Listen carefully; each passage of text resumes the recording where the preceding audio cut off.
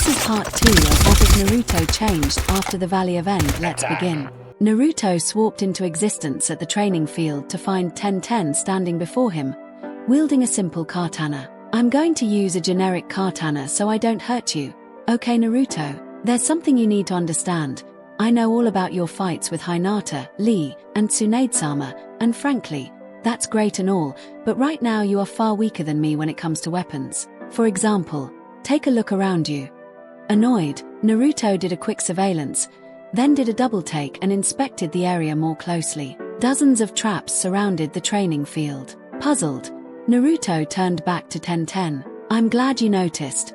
Bringing your half-dead body to Tsunade-sama didn't really appeal to me. If you stray too far out of the training area, you'll set off some traps. So don't get pushed out. Tenten yelled. Naruto paled. Tenten grinned. Now Blondie, we're gonna start by teaching you the various forms of katana swordplay. These will similar to the ones used by the 7 swordsmen of the mist, so don't be discouraged if you can't get them right away. Naruto nodded, then paid rapt attention as Tenten began to execute a series of moves. Naruto was surprised to notice that he was able to follow them, and was able to detect exactly when Tenten switched forms, though it made his eyes hurt a little. Tenten stopped after a while, then asked, "How many forms do you think I went through?" Naruto gave a trademark fox grin. 7. Tenten's eyes widened. That wasn't a guess, was it? As Naruto shook his head, Tenten smiled. I guess you really are all you're cracked up to be. Okay, here's the first form. It's used when attacking or defending against multiple ninja at once. It's an all-around form, so this will be the one you settle into when you initiate a battle. This form has no disadvantages. Okay, draw and begin. Naruto drew his katana and moved to stand next to Tenten who, after blushing slightly, began to slowly execute the stance and various moves that resulted from the form. After 2 hours of this practice, which then involved increasing in speed and variations, Tenten stopped suddenly. She jumped away from Naruto, grinning. Okay Blondie, you're getting the hang of it. I noticed that you follow my variations really quickly. That shows that you have a real knack for swordsmanship. After you've been taught the 4th stance, you should be able to learn any form just by learning the stance. For now, stick to the shiicho. Ready? And without waiting for an answer, Tenten leapt towards Naruto, blade slicing from top right diagonally. Naruto slid into the shiicho stance almost subconsciously and parried the blow, allowing Tenten's sword to slide down his. He attempted a chop slice from the left, but Tenten anticipated such a common parry and recovered magnificently, blocking with the hilt of her katana. They continued in the same manner for another half hour, until Tenten began a flurry of blows that completely overwhelmed Naruto's defense. As Tenten's sword flicked up to his neck, he laughed helplessly. Well, that's it then. Same time tomorrow morning. Naruto asked hopefully. I'll learn all 7 forms in 1 week. Tenten laughed. Like I said, and especially at the rate you're going, that will be entirely possible. Mastering the forms, though. Tenten grinned evilly. Ain't no way to get around the time it takes for that. See you tomorrow, Blondie. And with a seal, she puffed away. Naruto grinned at her departure and began to practice his new sword skill. An hour later, Hinata and Sakura arrived from opposite ends of the training field. Naruto waved to them, then intercepted Rock Lee's flying kick with one hand. Shifting his grip, he swung Lee around and into the ground. Lee popped back on his feet, laughing. It is good to see that our team commander is always on his guard. Naruto laughed. Okay, Hinata-chan, Sakura-chan, come on over. We've got teamwork to work on, so listen up. Hinata and Sakura came over, and Naruto immediately slashed his katana at Hinata and Sakura. They yelped and were driven together so that their shoulders were touching. And that means any petty differences you have, set them aside. I know you two are good friends, and frankly I don't care what you two are bickering about, for now. Right now you will set those differences aside and work together. Are we clear? Hinata stood straight and nodded. Osu, Naruto-kun. Sakura nodded as well. Naruto smiled, then began to outline their training schedule for the rest of the week. And on the last couple days, if we're ready, I'm going to use a technique I've been developing for the last few months and we'll train our teamwork through action. Any questions? At their silence, Naruto nodded and they began to work on four-man formations and combination attacks. Naruto worked them until they ran out of sweat, but Naruto was always keeping pace with them, never leaving them behind and always lending a hand. Eventually, Lee, Hinata, and Sakura began to do the same, helping and supporting each other in their movements. After 3 grueling hours, Naruto held up a hand. "That's enough for today. Be back here tomorrow morning at the same time." Dismissed. Naruto turned to head back to town. As he walked, Hinata ran up to walk beside him. "You're a good squad leader, Naruto-kun. I think you'd do great with a team of genin." Naruto laughed. "I dunno, Hinata-chan. I don't have much experience with children." Hinata laughed. "I disagree, Naruto-kun. The only example you have is your own childhood. You're very insightful, and I think you'd be able to teach 3 completely different kids really well." Naruto smiled. "Thanks, Hinata-chan. I have given it some thought.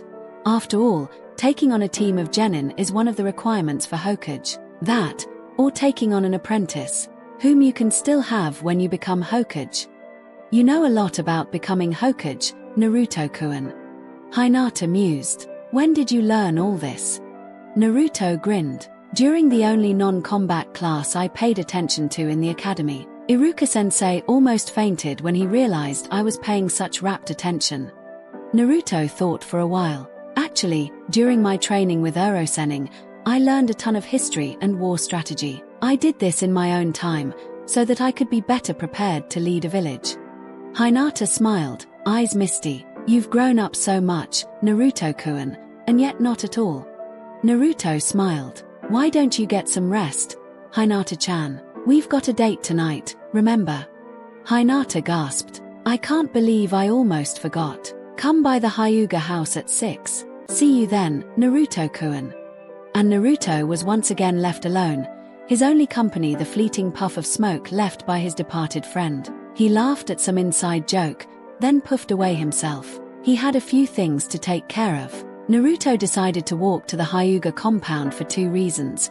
1, because it was probably bad etiquette to use the Shunshin Jutsu to reach someone's home, and 2, because he wanted to approach the compound on foot to try and hear any conspiracies. Besides, "I've got to wear in these clothes." Naruto had found some sort of formal wear in a closet in some random bedroom. Admiring the quality of the outfit, Naruto quickly donned the navy blue robe. After deciding that he looked like a samurai, he set out to see if he could glean any information. He didn't, and arrived at the front door without excitement. Unsure of what to do, he spied a small button on the side of the gate. He reached out and pressed it, and immediately a chime sounded. He stood around for a few seconds until a white-eyed child came running to the door. Naruto saw that it was a young girl, no more than 11, and probably around Konohamaru's age. He smiled as she approached, causing her to blush profusely. "Must be Hinata-chan's sister," Naruto thought. "Hi, I'm Naruto. I'm here to pick up Hinata-chan. May I come in, please?" The girl smiled. "It's about time my sister got you on a date. I was wondering when she would penetrate that thick skull of yours. Come on in." As she swung open the gate, she added, "My name's Hanabi." Naruto laughed. "It's my pleasure to meet you, Hanabi-chan. I'm sure we'll be good friends, but for now, could you show me in?" Hanabi motioned Naruto to follow, and led him further into the Hyuga house. Naruto was struck by how feudal Japanish the architecture and decor was. Must be tradition again, Naruto thought glumly. Hanabi led him to a courtyard and motioned that Naruto should sit down. He did so, Indian style. "Hinata-san will be here shortly. I think she's still getting ready." Hanabi giggled, then ran off into the house. "Well, she seems a light," Naruto thought happily as he sat in the courtyard, simply passing the time with a calm meditation he learned from Urosenin. Despite being a super pervert, the old man was far wiser than he had ever let on before Naruto's true apprenticeship. While he was meditating, Naruto became aware of a certain tingly sensation in his eyes, right above them in his head. Annoyed, he stomped out the feeling and it subsided, but he could still sense it just beyond his perceptions. After a few minutes, he became aware of another presence. It was a chakra signature he had never felt before, one that commanded respect. Naruto opened his eyes and rose, only to be greeted by the stern face of the head of the Hyuga house. Naruto stared at the tall man for a few moments before giving a slight bow of respect. "Arigato, Hayashisa-sama, for allowing me to enter your home." As Naruto unbended, he swore he saw astonishment flash across the man's face before fading away into impassivity. "You are welcome, Uzumaki Naruto." Naruto glared. "You speak my clan's name as though you were familiar with it." Hayashi returned the glare with equal severity. "I have known your clan since I was a small child. Is it not normal that I be acquainted with the name of a noble clan of Konoha, being the head of one myself?" Naruto nodded, grimacing. "Yes, it makes perfect sense."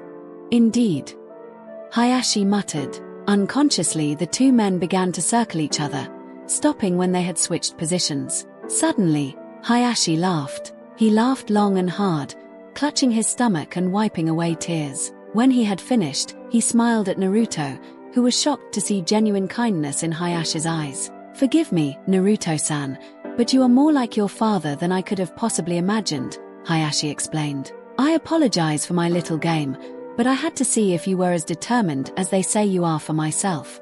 Naruto smiled. "No problem, Hayashisa-sama. Though I have to admit, I thought I was going to have to fight my way through here to get Hinata-chan." Hayashi chuckled. "Yes, well, there is that matter. Neji told me that you had no intention of hurting Hinata, and would in fact defend her with your life. Is this true?" Naruto thumped his chest. "On my word, upon which I never go back." Hayashi smiled. "My eldest daughter has said the same thing, and she has always kept her word."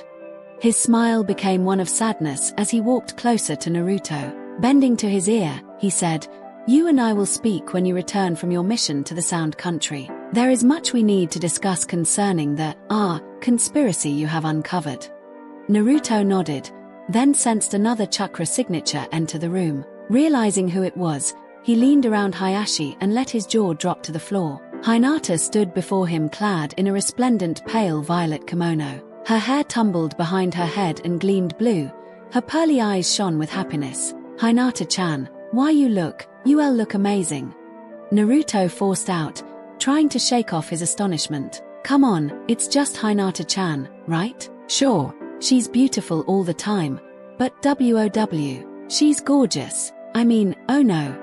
Hinata smiled. "Arigato, Naruto-kun. Shall we get going?" Naruto held up a hand. "Hold on a sec, Hinata-chan." He turned to face Hayashi. "Hayashi-sama, are you alright with me taking your daughter out tonight?" Hayashi had never been more shocked. Here was the loudest ninja in Konoha, keeper of Kyuubi, and possibly one of the most powerful shinobi ever, asking him with utmost respect if he could date his daughter. "Of course, Naruto." Hayashi smiled. Naruto grinned in return, then extended his arm to Hinata-chan, who took it demurely. Ignoring the fact that Hinata's soft form was slightly pressed up against his own, and that he really enjoyed the intimacy, Naruto led Hinata out of the compound. "Well, here we are," Naruto said. Hinata smiled. "Naruto, this is amazing. How did you know that I like sushi?" Naruto grinned. "That's my little secret. Now come on, we're only just gonna make the reservation." "Reservation, Naruto." But he had already led them to the seating hostess. "Hello, our reservation is under Tsunade." Hinata paled. "Naruto-kun, did you seriously dash?" The seating hostess smiled. "Ah yes, Uzumaki Naruto and Hyuga Hinata. Step right this way please." And, grabbing a couple menus, she led them away. Naruto almost had to drag the stunned Hinata behind them as they weaved through the tables. They ended up next to a window facing a starlit sky over the forests surrounding Konoha. Naruto thanked the hostess, then pulled out a chair for Hinata. Still dazed, she accepted the seat with a muttered arigato. Naruto seated himself, then looked at Hinata, puzzled. He began to panic when Hinata remained in her dazed state. "I'm sorry Hinata-chan, did I do something wrong?" Naruto asked helplessly. Hinata shook her head and snapped her hand out to grab one of Naruto's flailing appendages. She smiled as he calmed down, staring at her hand enclosing his. "No, Naruto-kun.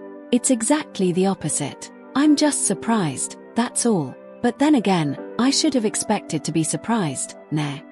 Naruto laughed. Ha, you just wait.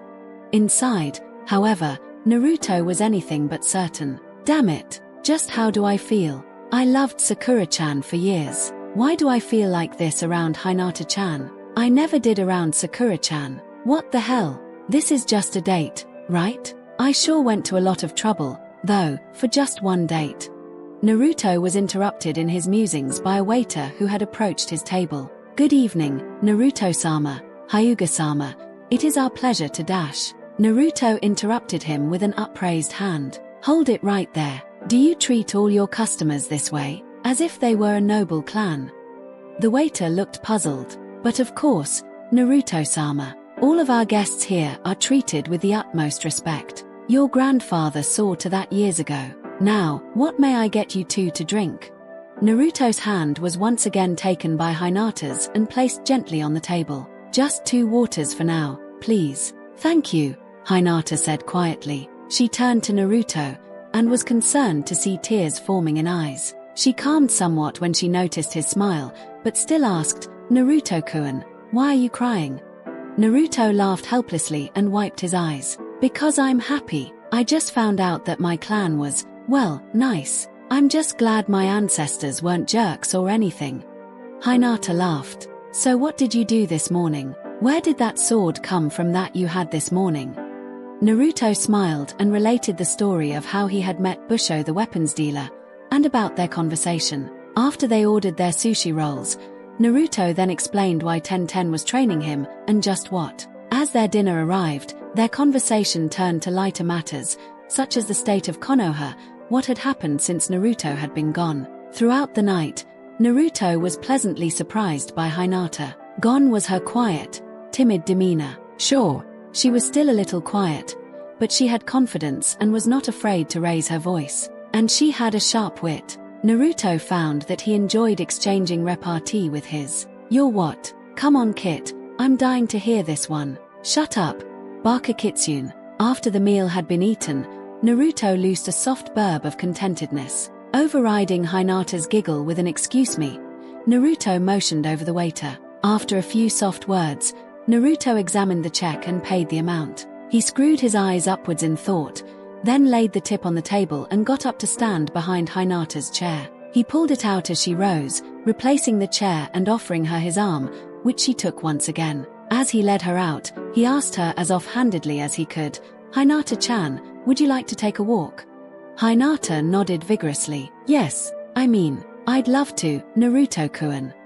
Naruto chuckled, earning a light jab from Hinata, and led her into the only park in Konoha, though it was certainly large. As they reached the gate encircling the forested area, a sharp pain lanced through Naruto's head, causing him to groan and lean against Hinata. Oh! Kamisama, that was murder. What the hell is going on? Naruto muttered vehemently. Naruto-kun, what happened? Hinata asked worriedly. Naruto groaned, clenching his eyelids shut. It's my forehead. It keeps hurting, and it's been doing it all night. I can't stand it. Could you take a look at it with your Byakugan? Of course, Naruto-kun. Here, sit down. And she led him to a bench, helping him ease into it. She knelt in front of him and activated her bloodline. She gasped as she focused in on his eyes, then released her all-seeing eye. Naruto-kun, can you open your eyes? I think so. Why? Naruto asked, as he opened her eyes. Hinata had always thought Naruto's eyes were the most beautiful in Konoha. They were a dark cerulean blue, and they shone with happiness and sadness and all sorts of emotions. Hinata was blown away by what she saw. Instead of Naruto's normal blue eyes, they had become something entirely different. The whites of his eyes had become a metallic blue, and his irises had melded into them, so it appeared as if his pupil was a lone black dot in a vast, silvery sea. Dumbfounded, Hinata watched as his pupils enlarged, then began to change color rapidly, from red to blue to green to black and back again. When they finished, Hinata saw that they had become the color of purest silver. She reached for her weapons pouch to pull out a kunai to show Naruto, then cursed softly as she realized she had left it at home. She activated her Byakugan once more. After noticing that chakra had built up behind Naruto's eyes, She glanced around until she spotted a small lake. Naruto-kun, come with me and close your eyes. There's something I want to show you. Naruto complied, rising. Hinata took his arm in hers and led him over to the lake. After checking that she could see her own face in it, she turned to Naruto. Open your eyes. We're next to a lake. Look at your reflection and tell me what you see.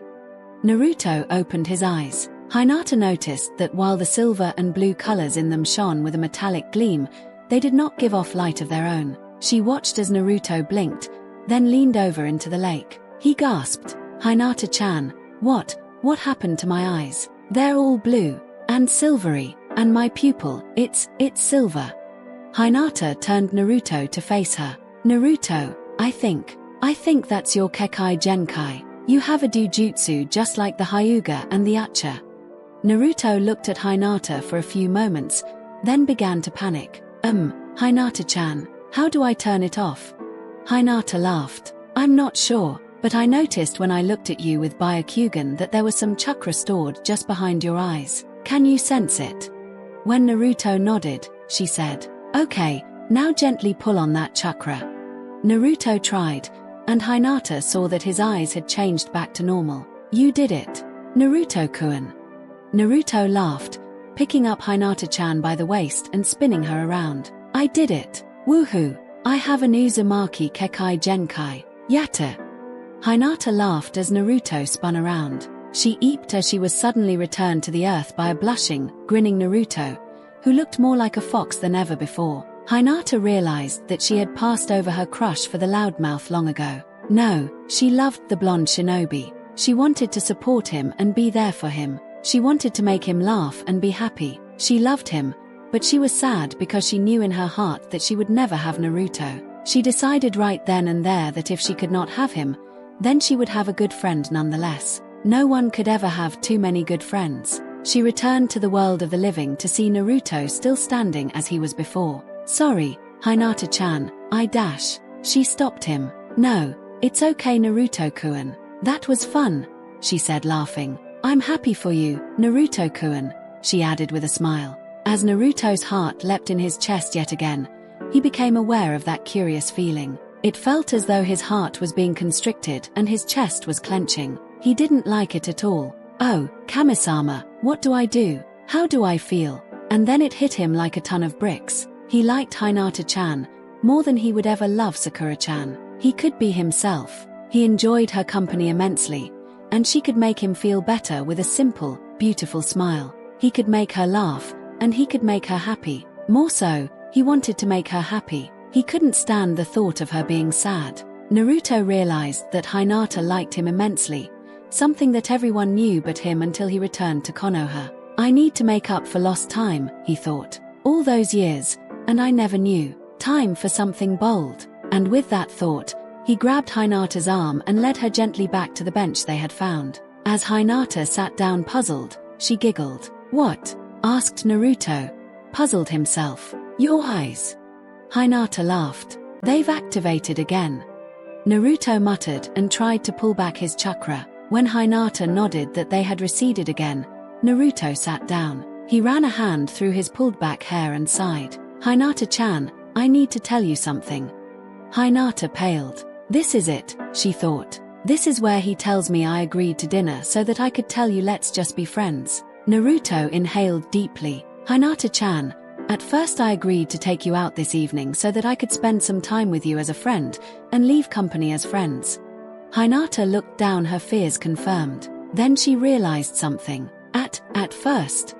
She asked, confused. Naruto nodded. Yeah, but as the evening went on, I realized that I put more work into it than I thought. And we had so much fun together, laughing, talking, having a good time. I really liked it, Hinata-chan.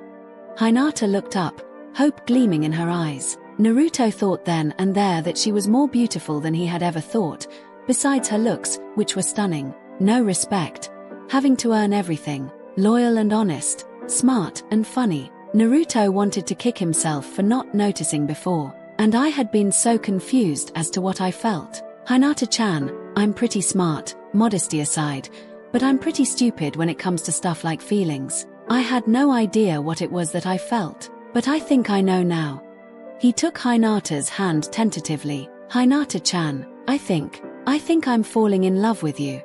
Hinata paled. Tears formed. I knew I fell asleep as I was getting ready. I knew it was all just a dream. I'm gonna wake up to Hanabine-chan saying, he's here. And I'm gonna realize that we haven't even gone out yet. And then, Hinata-chan, oh damn it, I knew you didn't feel the same. Why couldn't I have kept my big mouth? The rest of his lamentation was cut short as Hinata reached out with her other hand to take Naruto's. She squeezed it gently, then reached up to cup his face. I know this is a dream, but I can't help myself. I've been waiting to hear this for 10 years, and I just can't help myself. Hinata said softly. She took Naruto's hand again, noticing that Naruto was smiling like a fool. Naruto-kun, why are you OW? Hinata yelped as Naruto pinched her stomach. What was that for? Naruto continued to smile. To show that you weren't dreaming, Hinata-chan. Now, let's try this again. He cleared his throat. Hinata-chan, I'm falling in love with you, he said softly. And I'm sorry I didn't realize it sooner. Hinata stared at Naruto for a moment, the pain from his pinch subsiding. With a gasp, she launched herself towards Naruto. With a yelp he caught her. Hinata, are you crying? Naruto asked. However, when the pale girl pulled back to look him in the eye, he saw that she was laughing. No, Naruto-kun, I'm laughing because I'm happy. And she buried her face in his chest. I'm happy because I feel the same way, Naruto-kun. I feel the same way. Naruto smiled as he brought his arms around to hold Hinata closer to him. I hope you're seeing this, Dad. You too, Mom. I won't ever let her go, just like you too. I promise. Naruto started at something, then realized that Hinata had almost fallen asleep. He pushed her away slightly. Hinata-chan, I need to get you home before your father throws a fit. Ah, to hell with the old fart, I'm 16, Hinata mumbled. Naruto gasped. Hinata-chan. Hinata laughed. Gomen, you're right. And she got up. Naruto stood up as well, this time to offer his hand. Hinata smiled and intertwined her fingers with his, and they set off, leaning on each other. When they got to Hinata's house, she turned to face him. Arigato, Naruto-kun. I had a wonderful time. But, what do you want to tell people about us? Naruto grinned. I'll tell them that the most beautiful girl in Konoha has agreed to be my girlfriend. How's that? Hinata laughed, then hugged her new boyfriend. You're amazing, Naruto-kun. Good night, and see you tomorrow. As she turned to leave, she was stopped by a hand on her arm. The hand turned her around, and Naruto kissed her, softly. Shocked, Hinata kissed him back, but Naruto pulled away. Damn it. Too quickly, Hinata thought, then blushed at the thought. Good night, Hinata-chan. If I am amazing, then know that it is all for you. CYA tomorrow, and don't think this means easier training. Hinata laughed as she walked inside. Naruto watched until she was safely inside, then turned to walk back to his new house, whistling a tune. As he reached his door, he thought of something that made his blood run cold and the hair on his neck stand up. He brought his hand up to his head and slapped it. Oh crap, Sakura-chan. A few blocks away, Sakura sneezed in her sleep. Naruto stared at the box in what he now realized must have been his parents' room. With a shudder, he lifted the box gingerly off the bed and carried it to another bedroom, one that looked like someone his age had inhabited. I can't do anything about Sakura right now, he thought resignedly. I guess I'll look through the scrolls and see just what they're all about. Naruto opened the box, removing the 3 scrolls and laying them on the bed beside him. He picked up the first one. Opening it, he saw that it was a scroll for the Rasengan. Oh, man. Naruto complained. Uro-sennin already taught me this technique. He was about to toss the scroll aside when he noticed its unusual heft. That's odd. Doesn't it just explain the 3 steps? Naruto thought. He decided to give the scroll another chance. Pulling it open, he realized that it did indeed. It began by describing the 3 steps necessary to master the Rasengan. The key word, Naruto realized, was began. The scroll not only encompassed the 3 steps, but contained the Yondame's notes on how a certain step could be used outside of the Rasengan. and Naruto was delighted to see that one of them involved the first step's use in water. Naruto continued reading, then tried to form a one-handed Rasengan. He was shocked to see that it formed, compact and ready to destroy. All Naruto did was follow his father's advice.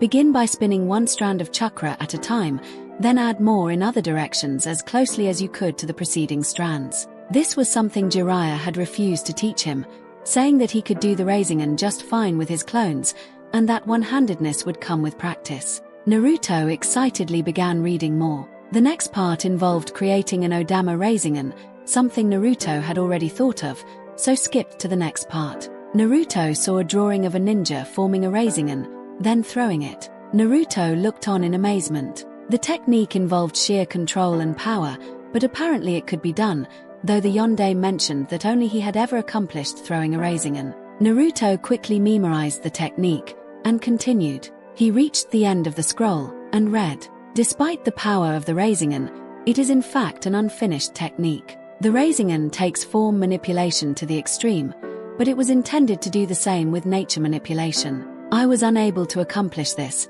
and so the Rasengan remains a half-completed technique. Naruto rolled up the scroll and placed it back in the box reverently. He then formed a Rasengan and began to try and convert his chakra to wind, just as he did with his jutsu. It was harder without seals, and Naruto had to let the swirling chakra dissipate. Naruto tried again a few more times unsuccessfully, then threw himself backwards onto the bed in frustration. He stared at the ceiling, muttering. Then, he had an idea. Sitting up, he held a new Rasengan in front of him. Satisfied, he let it dissipate, then concentrated. He tried to form wind chakra in his hand before spinning it about. After a few minutes, Naruto began to form a new Rasengan, and saw that it hummed with a white light, and contained blade-like eddies of wind, all swirling about it a tiny ball of destruction. The Rasengan grew to normal size, then stopped, though Naruto felt as though it would burst any second. After holding it for a few minutes,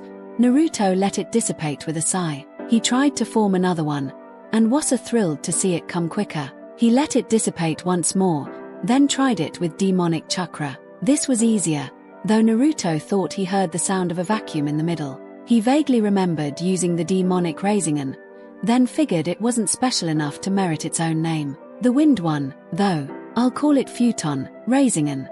Naruto said aloud happily, congratulating himself on the originality of the name. He desperately wanted to try throwing a Rasengan, but decided it wasn't worth the village's newfound respect for him. Instead, he reached for the next scroll in line. He pulled it open. He read, a detailed account of the technique, Hirayashin no Jutsu, Flying Thunder God.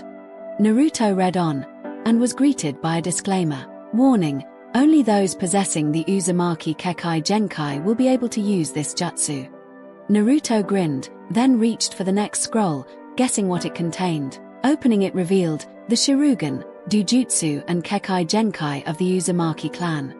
Naruto paled, and began reading. Naruto opened his eyes to sunlight streaming into the Uzumaki clan home. Groaning, he performed his morning rituals and returned to the box. He still had an hour before he had to meet 10-10 for sword practice, so he got dressed quickly and strapped on his blade, which he named Makai, or Hell. He picked up the scroll on the Shirugan and reviewed it quickly, then went to the bathroom and looked in the mirror. Shirugan, he shouted, pushing chakra into his eyes. He watched as they changed to the metallic blue and silver pupil he had seen the night before with Hinata. Hinata-chan, Naruto thought, a warm feeling enveloping him. Sakura-chan, Naruto thought as a feeling of dread overwhelmed him. He shook the feeling off and deactivated his Dujutsu. He resolved to do two things before attempting anything the scroll suggested. Be able to activate it within a second of trying, just Neji, Hinata, and Sasuke could, and to be able to leave it on all day with no detriment to his chakra or physical stamina. Naruto began to practice, and by the time he left for the training field, he could activate it in 1 second, which he figured was good enough after just having activated it for the first time. Grinning at his reflection in the mirror, he formed the seal for Shunshin and puffed away. 10-10 was tapping her foot impatiently when Naruto puffed into existence on the training field, Makai in hand. Hi, 10-10. Sorry I'm Dash. He was cut off by the weapon master leaping towards him, katana in hand. Without thinking, Naruto activated activated the Sharingan and similarly leapt forward. This surprised Tenten, so much that Naruto was able to parry the enraged weapon mistress' first strike perfectly, so that he could disengage and trip her feet out from underneath her. Unable to get over her shock and amazement, Tenten exclaimed, "Naruto, what the hell happened to your eyes?" In like a split second they became all blue and silvery. "Do you have a blood limit?" Naruto grinned, then extended a hand to his trainer, who accepted it and was pulled into the standing position. She graciously accepted her katana from Naruto, then assumed an "I'm waiting" pose. "It's my Sharingan." Naruto yelled happily, "I just found out about it last night. It's so cool looking, way neater than the Sharingan." Tenten laughed. "Awesome, I'm really happy for you. However, it's time to learn the next form, Surisu. This form is all about combating ninjutsu users. I've decided, by the way, to teach you only 4 forms.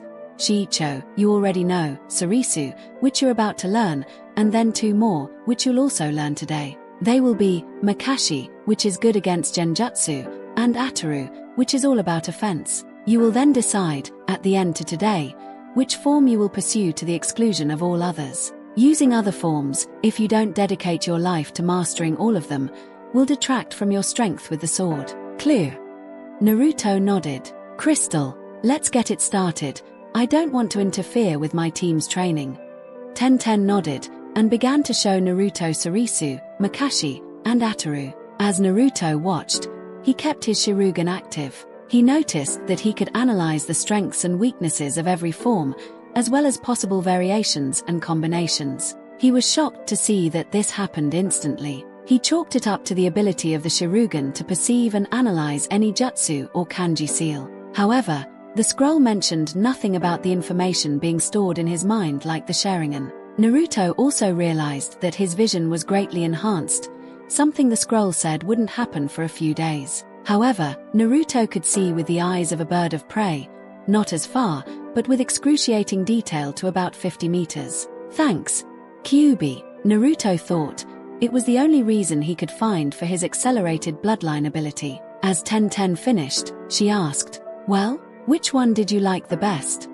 Naruto grinned. "If I had to choose, I would train in the Ataru form. However," and with a whirl of motion he whipped Makai out of its sheath and flourished it, settling into a stance as such. Blade pointed directly away from Naruto, the bottom of the hilt almost touching his left shoulder, right hand leading and left hand supporting, so that his arms were holding the sword like a flute. Tenten gasped. That's a variation of the Ataru form. It's so perfect. It combines its strengths with those of Surisu. How did you do that?" "It took me months of training before I could create variations of the stances." Naruto grinned. "Obviously you must have noticed that my eyes are not what they once were." Tenten almost ran over to Naruto and approached him brazenly, stepping right up so that their noses were inches apart. She stared into his Sharingan, and gasped, "Oh Naruto, they're beautiful. I mean, damn, that's awesome." Tenten sputtered. "When did this happen?" "Last night. Hinata-chan used her Byakugan to help me activate it. I've been studying about it since, and I can now analyze any jutsu, seal, and apparently kenjutsu. Maybe even taijutsu too." But the scroll didn't say anything about storing that knowledge like the Sharingan. Tenten shrugged. "Blame the Kyuubi," she said cheerfully. "For once, your burden has paid off." Naruto laughed. "Oh, it has before, believe me." "Damn straight, brat. You'd be dead without me." "This has been a recording," thought back Naruto. "Fix your broken record, Kyuubi." Naruto nodded. "What should I call my new form? I mean, I plan on training exclusively in it. Shouldn't it have an awesome name?" Tenten nodded. "Call it the Shuren form, a blend of offense and unwavering defense." "Yatta!" Naruto exulted. "So come on, let's start training." As Sakura approached the training field where Naruto and Tenten were engaged in a vicious duel, she noticed that Hinata was already there, watching. As she did, Sakura also noticed that there was an unusual look of contentedness about her visage. She must really like Naruto, thought Sakura. I wonder what Naruto-kun feels. Oh well, guess I'll find out tonight. Nah? She walked over to stand beside Hinata. Good morning, Hinata. Sakura said by way of greeting. Hinata laughed. Sakura, you must have slept in. It's 12:30. Sakura looked at the paler girl, puzzled. Way too cheerful. In that case, Naruto-kun's late. Oi! Naruto-kun. At the sound of Sakura's shout, Naruto stumbled. Ha! Victory is mine. Tenten yelled, seeing the opening. With a whoosh of air, she brought her katana down towards Naruto's neck, where she stopped it. Cool metal pressed against warm flesh. Kyuzo! Shouted Naruto. I was so close. Ha! Retorted Tenten. Not even. I've got business to take care of for the next few mornings, so I'll meet you here on the last day before your mission. Train in your Shuren form for now, and then we'll see how you do in an all-out weapons match. Naruto gulped. Any weapon? Tenten grinned evilly. See wire later. And she puffed away. Naruto groaned and heaved himself off the ground. He wiped the sweat off his brow as he approached the two kunoichi. Hiya Sakura-chan. Hinata-chan. I was thinking that Toda dash. Naruto was interrupted by a burst of smoke as Hinata disappeared and was replaced by Rock Lee, who leapt at Naruto with a battle cry. Not even batting an eye, Naruto swiftly sidestepped and brought an open palm to Rock Lee's face, which he applied some force to. The result was that the rest of Lee's body continued where his head did not. Naruto then slammed the horizontal Lee down to the ground. And what, pray tell me, did you do with Hinata-chan? That wasn't a henge you just dropped, that was a replacement. Naruto growled. Lee only laughed. Ha! You have bested me again. Kono has #1 surprising ninja, but I will have you yet. Hinata-chan was in on it from the beginning. She's over there, just beyond the undergrowth. She'll be dazed, but otherwise fine. Naruto nodded, then grinned. You will never catch me off guard, Lee. Never. The two of you wait here while I fetch Hinata-chan, then we'll start the training. Lee nodded and extended an arm to Naruto, who used it to propel him into a run towards where Lee had pointed. When Naruto came through the undergrowth, he was greeted by a smiling Hinata leaning against a tree in a small circular clearing. I knew you wouldn't fall for it, but I had to let Lee try. Hinata explained as Naruto approached, not sure on what he thought about the situation. Besides, Hinata said as she walked towards her new boyfriend, it was the perfect opportunity to get you alone with me for a few seconds. Wait, what?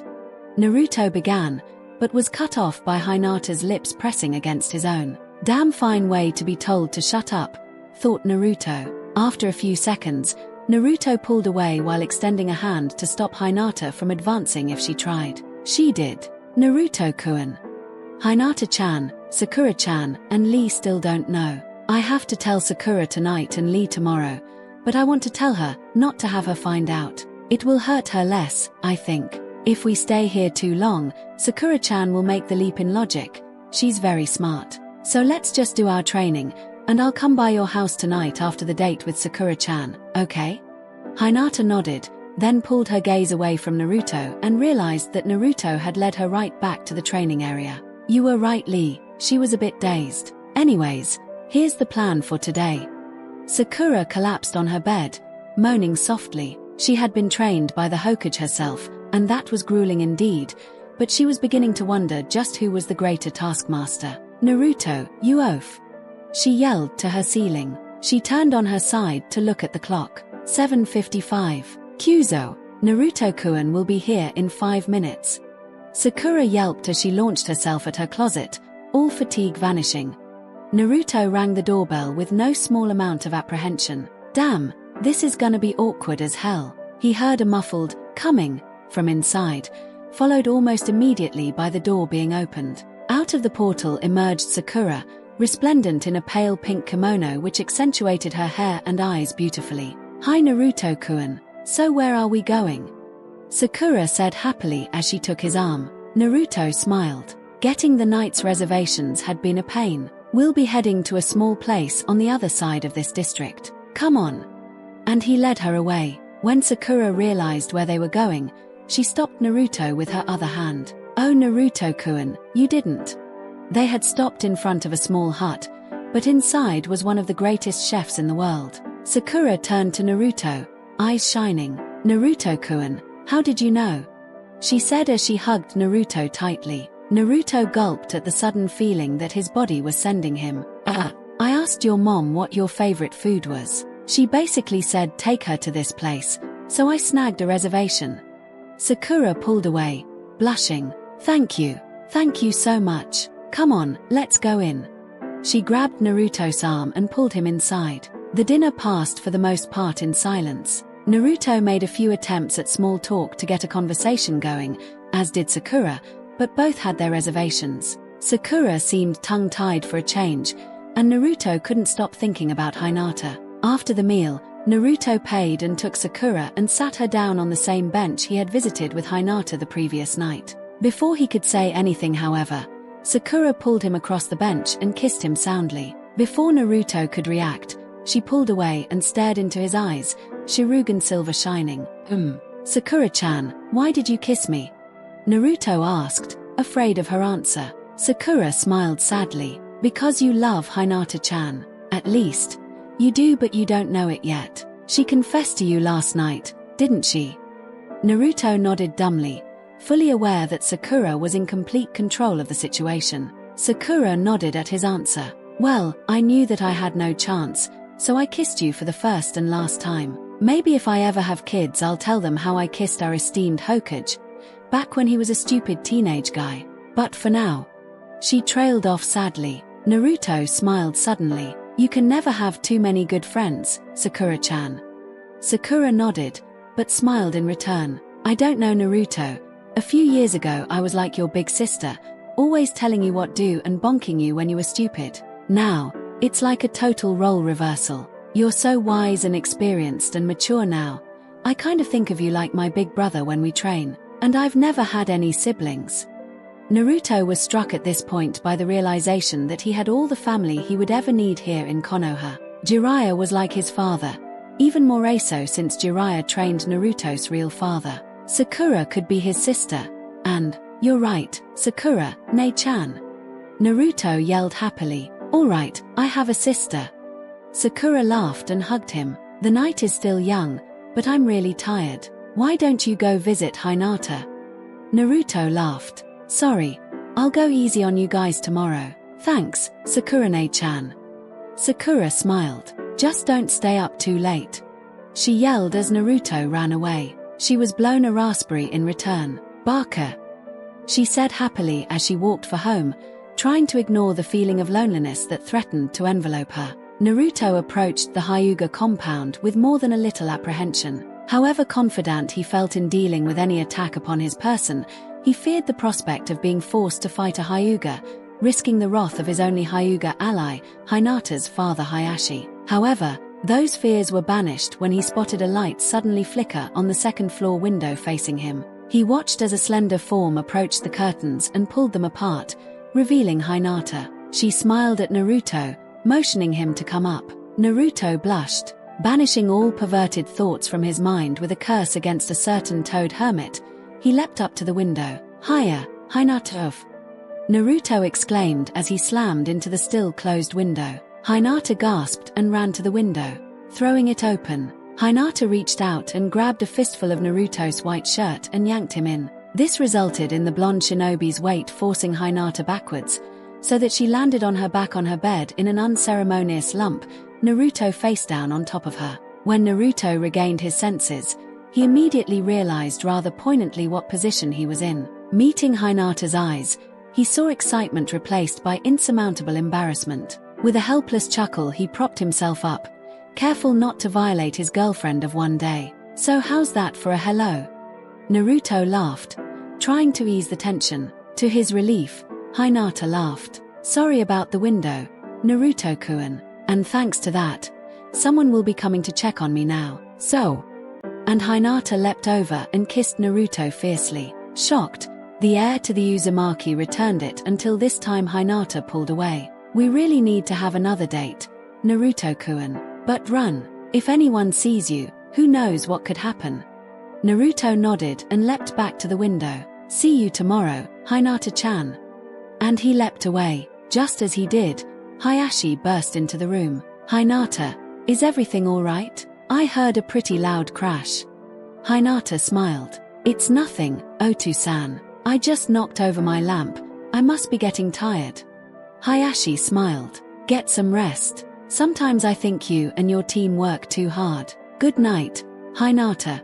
Hinata smiled and whooshed a sigh of relief after her father left. Meanwhile, Naruto had already made it back to his room, intent on unraveling the powers of his new Sharingan. He practically ran to his room, ripping open the box and pulling out the Sharingan scroll. Eagerly, he picked up where he left off. The scroll described how sometimes the Sharingan would perform differently for every user, but the basic abilities were the same. Greatly enhanced vision, the ability to track and predict movement. However, when Naruto read further, there was one final ability. It read, above all the Sharingan's powers is its ability to identify, memorize, write, and activate kanji seals. This ability is what enabled the Uzumaki to become the strongest clan in Konoha, for once an Uzumaki sees a seal and analyzes it with the Sharingan, the knowledge of that seal is instantly stored in a special lobe in the brain created by the DNA also responsible for the Sharingan. These seals can then be scribed onto any material. The most noted inscription of a seal is the creation of Uzumaki Arashi's Hiraishin no Jutsu. With this ability, the Uzumaki have become known as the creators of dozens of seals. And the scroll went on, detailing the process by which seals were memorized, how they could be scribed. Suddenly, Naruto felt a presence in his mind, as if on cue. You know, I think my presence here has granted you far more abilities than the scroll describes. I agree, Naruto thought to Kyuubi. It seems as though you have enabled me to memorize not just kanji seals, but regular hand seals and other techniques, just like the Sharingan. Finished Kyuubi, but I have no idea how far that ability goes with you. Nevertheless, I wonder what your kanji ability can do, now that I'm here. Naruto smiled as the Kyuubi retreated into his eternal vigilance. Ever since his assimilation of the Kyuubi's chakra, the Demon Lord had become much more docile, even helpful at times. Like now, thought Naruto excitedly as he scanned the scroll, seeking an example of a kanji he could test. Aha! He shouted triumphantly. He found a kanji which, according to the scroll, would create an explosion. The seal could be modified to be set off by an enemy ninja, by the inscriber, or just to explode the minute it was written. Unbelievable, muttered Naruto as he turned his Sharingan to the kanji. Immediately, Naruto realized that he had memorized all that the scroll had just read, just by looking at the seal. He ran over to the nearest window in his room, searching for a test target. He decided that the middle of the road would suffice. Naruto recalled the image of the kanji and held it in his mind. He tried to project it onto the street, and saw that a little seal had appeared. Satisfied, Naruto released the kanji in his mind. Kaboom! Went the newly inscribed seal as it detonated, no longer confined by Naruto's eyes. The explosion wasn't too big, but it was loud. Naruto immediately ducked into his room and turned out the light. With delight he realized that he could see just as well. Naruto became aware of several chakra signatures emerging into his perception. Puzzled, he swung his head and almost jumped when he realized he was looking through his house and out onto the street where several residents of Konoha were looking curiously at the small crater Naruto had made. He watched as they shook their heads and walked away. Naruto swore he saw one mouth exploding tag.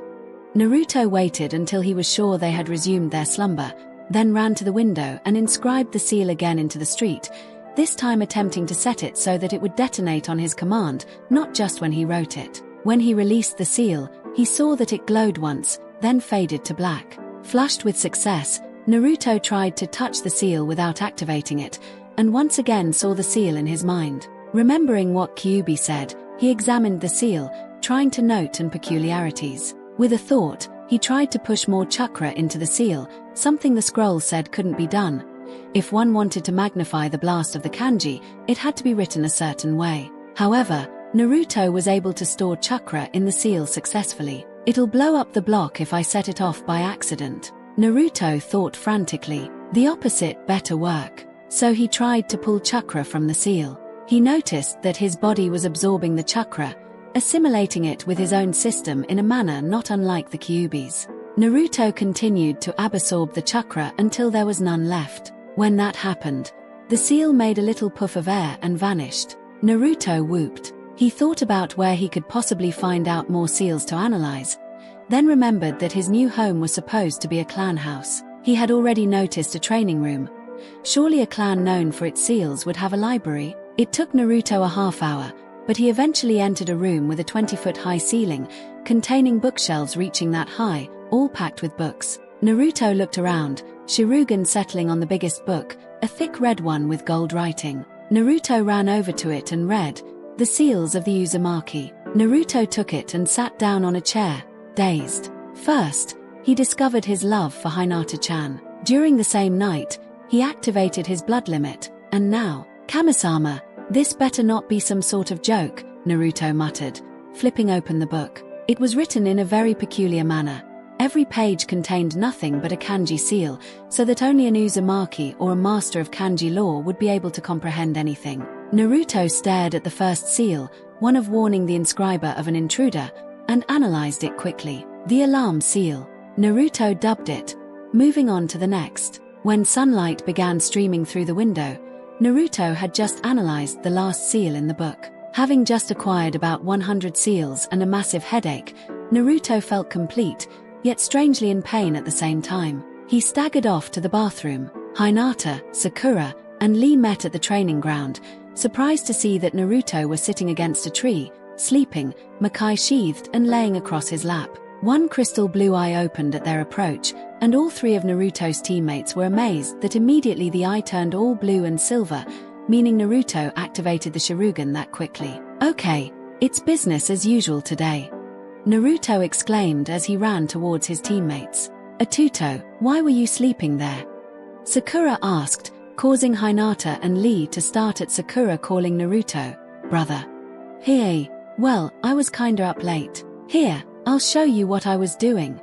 And Naruto stepped away from his team and gazed out towards the training field. Suddenly, a huge explosion rocked the ground, forcing them to use chakra to stay on their feet. Naruto had used the Kaiten explosion, forcing extra chakra into the kanji he inscribed in midair, something he had never tried before. He turned to his teammates. "Cool, huh?"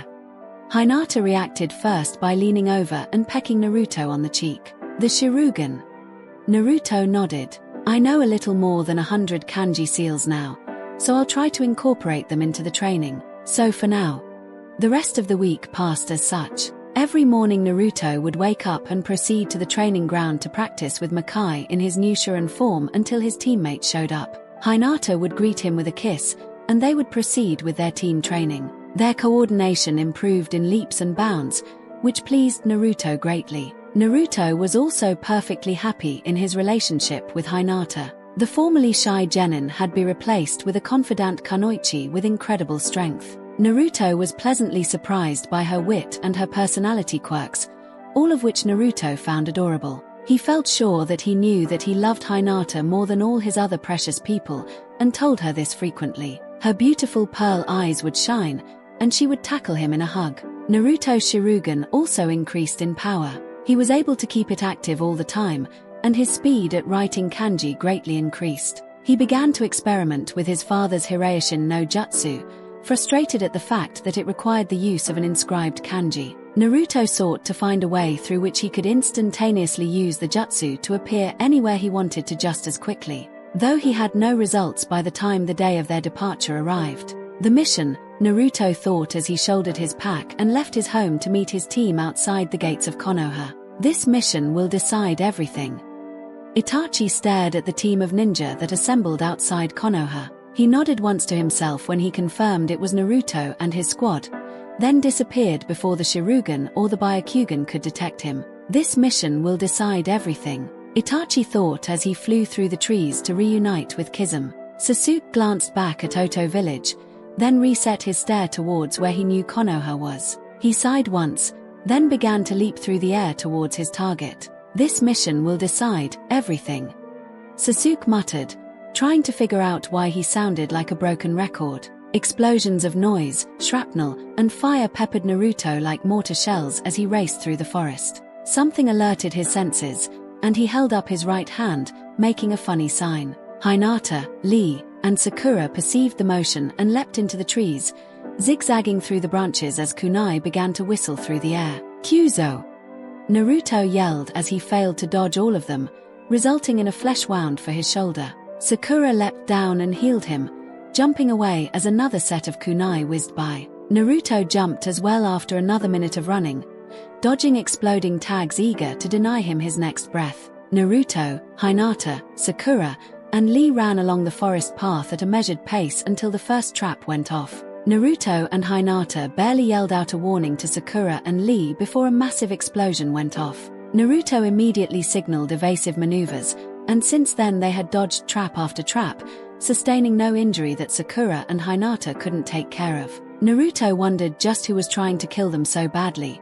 He suspected it was simply Oto scouts who had decided they were straying too close to Orochimaru's lair. He was brought out of his musings by a cry from his girlfriend. He glanced sideways at her as she focused ahead with her Byakugan's superior range. He watched as, somehow, Hinata went paler. "Hinata-chan, what do you see?" Naruto yelled. A tall man wearing white robes. He has no forehead protector visible. He is laughing. He sees me. He sees us. He has the Byakugan. I can see it clearly. Hinata called out. Naruto frowned. The Hyuga were Konoha ninja. It didn't add up that they would attack his entire team just to assassinate one Uzumaki. Then again, Kyuubi spoke. How many Konoha ninja do you know that would assassinate an entire clan? Naruto was about to offer a scathing reply when he realized who Kyuubi was referring to. Hyuga Kasari, the one and only. I suggest you warn the others, Kit, because if he's survived this long it's not because he's been running away. He's been waiting for this moment for a long time, and now he's going to try and kill you. Naruto nodded to himself and relayed the Kyuubi's revelations to his flying teammates. If he thinks he has a chance of killing you, Naruto-Nisan, he's got us to deal with too. Sakura growled as she caught an errant kunai. At that moment, the trap stopped coming and a wind blew through the clearing they had stopped in. It was perfectly circular, and now that Naruto noticed, it was huge. Lee began. This is where you and I and Gaara fought Kimimaro, Naruto-kun. Naruto looked around, suddenly saddened. You're right, Lee. Anything Naruto might have said afterwards was cut off as the man Hinata saw earlier jumped out of the forest to land before them. Tall and resplendent in clean white robes, he had the pale pupilless eyes of the Hyuga. However, somehow they reflected a manic glint. Ah, Uzumaki Naruto, I presume? Yes, Yes, you do presume. Too much, I think, Naruto interrupted. Hyuga Kasara team, you have exactly 1 minute to tell me why you have attacked my team and then, I'm going to kill you for assassinating my clan, destroying my chance at having a family, and for driving my best friend into madness. Sakura stared at Naruto. Best friend? She thought. Does this mean he thinks Sasuke-kun can be saved? Kasari laughed, confirming Naruto's worst fears. He was completely insane, matched only in his madness by Orochimaru. Ha ha ha ha. Oh, Naruto, you are so cute. And just like your father. You silly child. I set those traps because it was fun to watch you struggle through them. Sad today, though, that you must die now. My quest to eliminate the most powerful clan in Konoha must be completed. It is a shame I am forced to kill one of my own blood, but it seems I have no choice. This time he was cut off by a foot, which was connected by a green spandexed leg to Lee's body. The foot was caught by Kasari inches from connecting with his own face, and he laughed. Lee smiled. Hyuga-san, it seems your minute is up. I would say goodbye, but I doubt I will miss you. But before Lee could do anything else, he was flung back towards Naruto. Lee righted himself before he hit his friends, skidding to a halt in front of Naruto, who had a strange look. Naruto-kun, what's dash? I will fight him, alone. This is my battle. And it's not that I'm trying to protect you or anything, Naruto added, overriding Hinata's protest. This is something that I need to do. Now, will the three of you activate the barrier you've been working on in secret? Hinata smiled and quickly kissed Naruto. Nothing escapes you, love. We'll take care of it. Ah, the little Sharingan user wants to fight me alone. Admirable, very admirable.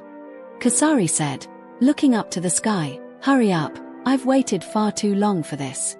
Naruto smiled, and though Kasari had never known fear, he couldn't help but feel uneasy at the sheer demonic grin Naruto gave him. Yes, I have waited too long. Activate it now.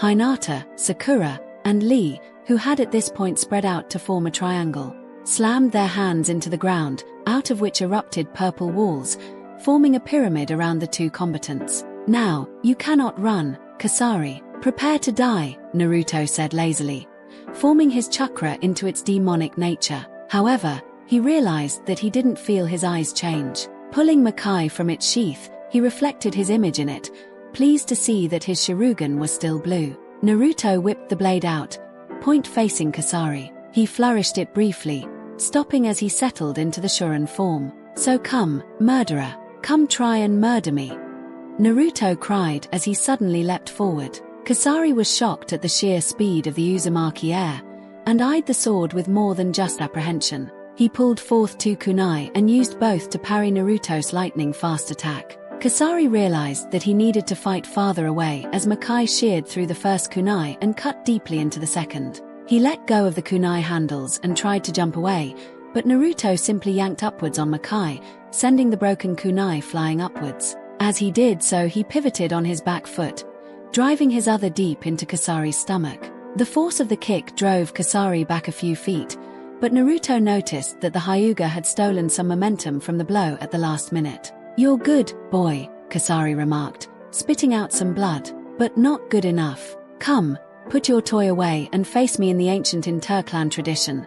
Taijutsu match, to the death." Naruto frowned for a minute. Any taijutsu at all?" he asked mock innocently. "Yes, any. Now come on, boy, I want to taste your blood." Kasari growled in frustration. Naruto looked towards Lee's corner of the barrier and winked once. Then, as Kasari settled into the Juken stance of the Hyuga, Naruto did the same. Kasari's eyes widened. "What is this? Has that brat girlfriend of yours been teaching you Juken?" Naruto grinned mockingly. "No, you fool, you are. Take a look at my eyes, pitiful man, and see why your Byakugan is no match for me." Kasari noticed once again how blue the boy's eyes were. "The Sharingan, Kyuzo!" Kasari swore.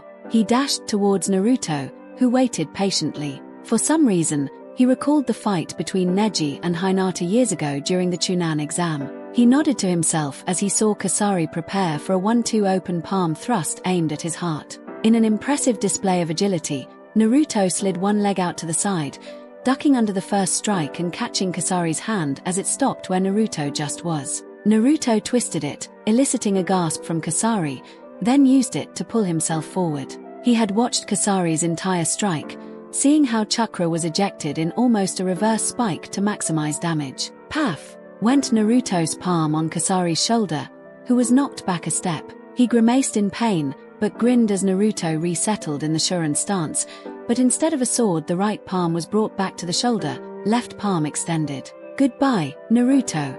Kasari yelled triumphantly. Haki Haiku Nijachi SH. 8 trigrams 128 palms.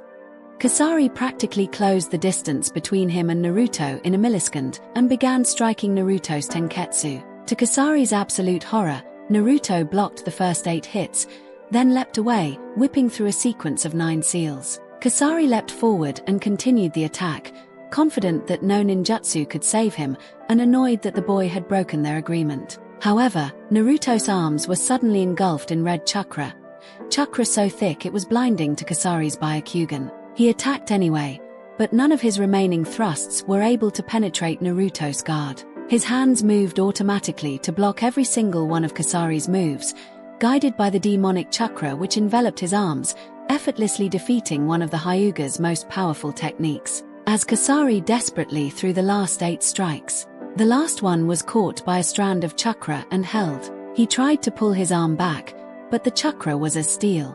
Fearfully, he looked into Naruto's Sharingan. Nothing, no emotion at all, not even anger or joy, just emptiness. "Playtime is over," Naruto droned, and for some reason that tone scared Kasari to the core of his soul. "This is my absolute defense in the face of any taijutsu move, though I am unable to counterattack when it is active." Naruto blinked once, and the chakra went away, except for the one which held Kasari. Naruto brought his hands together in the ram seal, and before Kasari could react, tentacles of red chakra exploded out of Naruto and wrapped themselves around Kasari. He struggled. But it's useless. You cannot escape this chakra. Surely you know this and recognize whose chakra it is. Kasari stopped squirming and gasped, "Kyuubi, you monster dash." But before he could finish, Naruto whipped Makai out of its sheath and drove it through Kasari's chest. His words rolled back into his throat, forever unuttered as blood took their place. He coughed once, and looked into Naruto's eyes once more, somewhat relieved by the hatred he saw in them. For a moment his veil of madness lifted, and he saw what he had done in a new light, and what he truly thought. "Naruto, this cough doesn't atone for anything I've done, but, cough, I'm sorry. I see now the horror I have brought upon you, and I know now that nothing I could ever do will ever atone for that. But, when I look into your eyes now, I see an infinite sadness behind your hate for me, a wound that has yet to heal. Please, for the sake of the world, do not let it fester. I will die now and I will pay for my crimes, rest assured. But Naruto, cough cough, I hope that one day you find peace in life." Naruto stared at Kasari, never breaking the older man's gaze until the Hyuga closed his eyes as a tremor ran through his body. Then he was still, and Naruto pulled Makai out, wiping it on the grass before returning it to his back. He stared at the man he had just killed, thinking about what he said. He was so enwrapped in his thoughts that he leaped 3 feet in the air when he felt a tap on his shoulder. When he realized that the barrier was down and Hinata was standing behind him, he landed and turned to face her. Wordlessly he buried his face in her hair. Hinata eeped at the sudden movement and instinctively wrapped Naruto in a hug, whispering in his ear, "You were wonderful, Naruto-kun," Hinata muttered. She felt Naruto smile. He pulled away, wiping his eyes. "Thanks, Hinata-chan," Naruto said weakly, suddenly exhausted. He nodded once to Lee, grinned apologetically at Sakura, and nodded once more to himself. "Guys, if you could give me some space." Puzzled, they stepped away. Sakura was not satisfied. "Naruto-ni-san, just what are you ah?"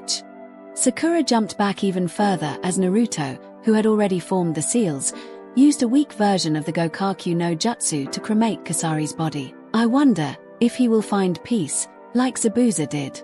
Naruto wondered aloud. Sakura caught Naruto's musings and smiled gently. "I think he will, Naruto. I think he will."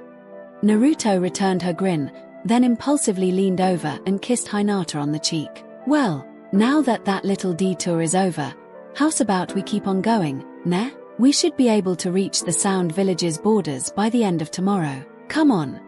Naruto yelled excitedly as he began to jog. With a helpless shrug at the seemingly infinite energy of Naruto, his team fell in behind him. "Yes, soon, I will be able to prove that my fire of youth can match Naruto-kun's."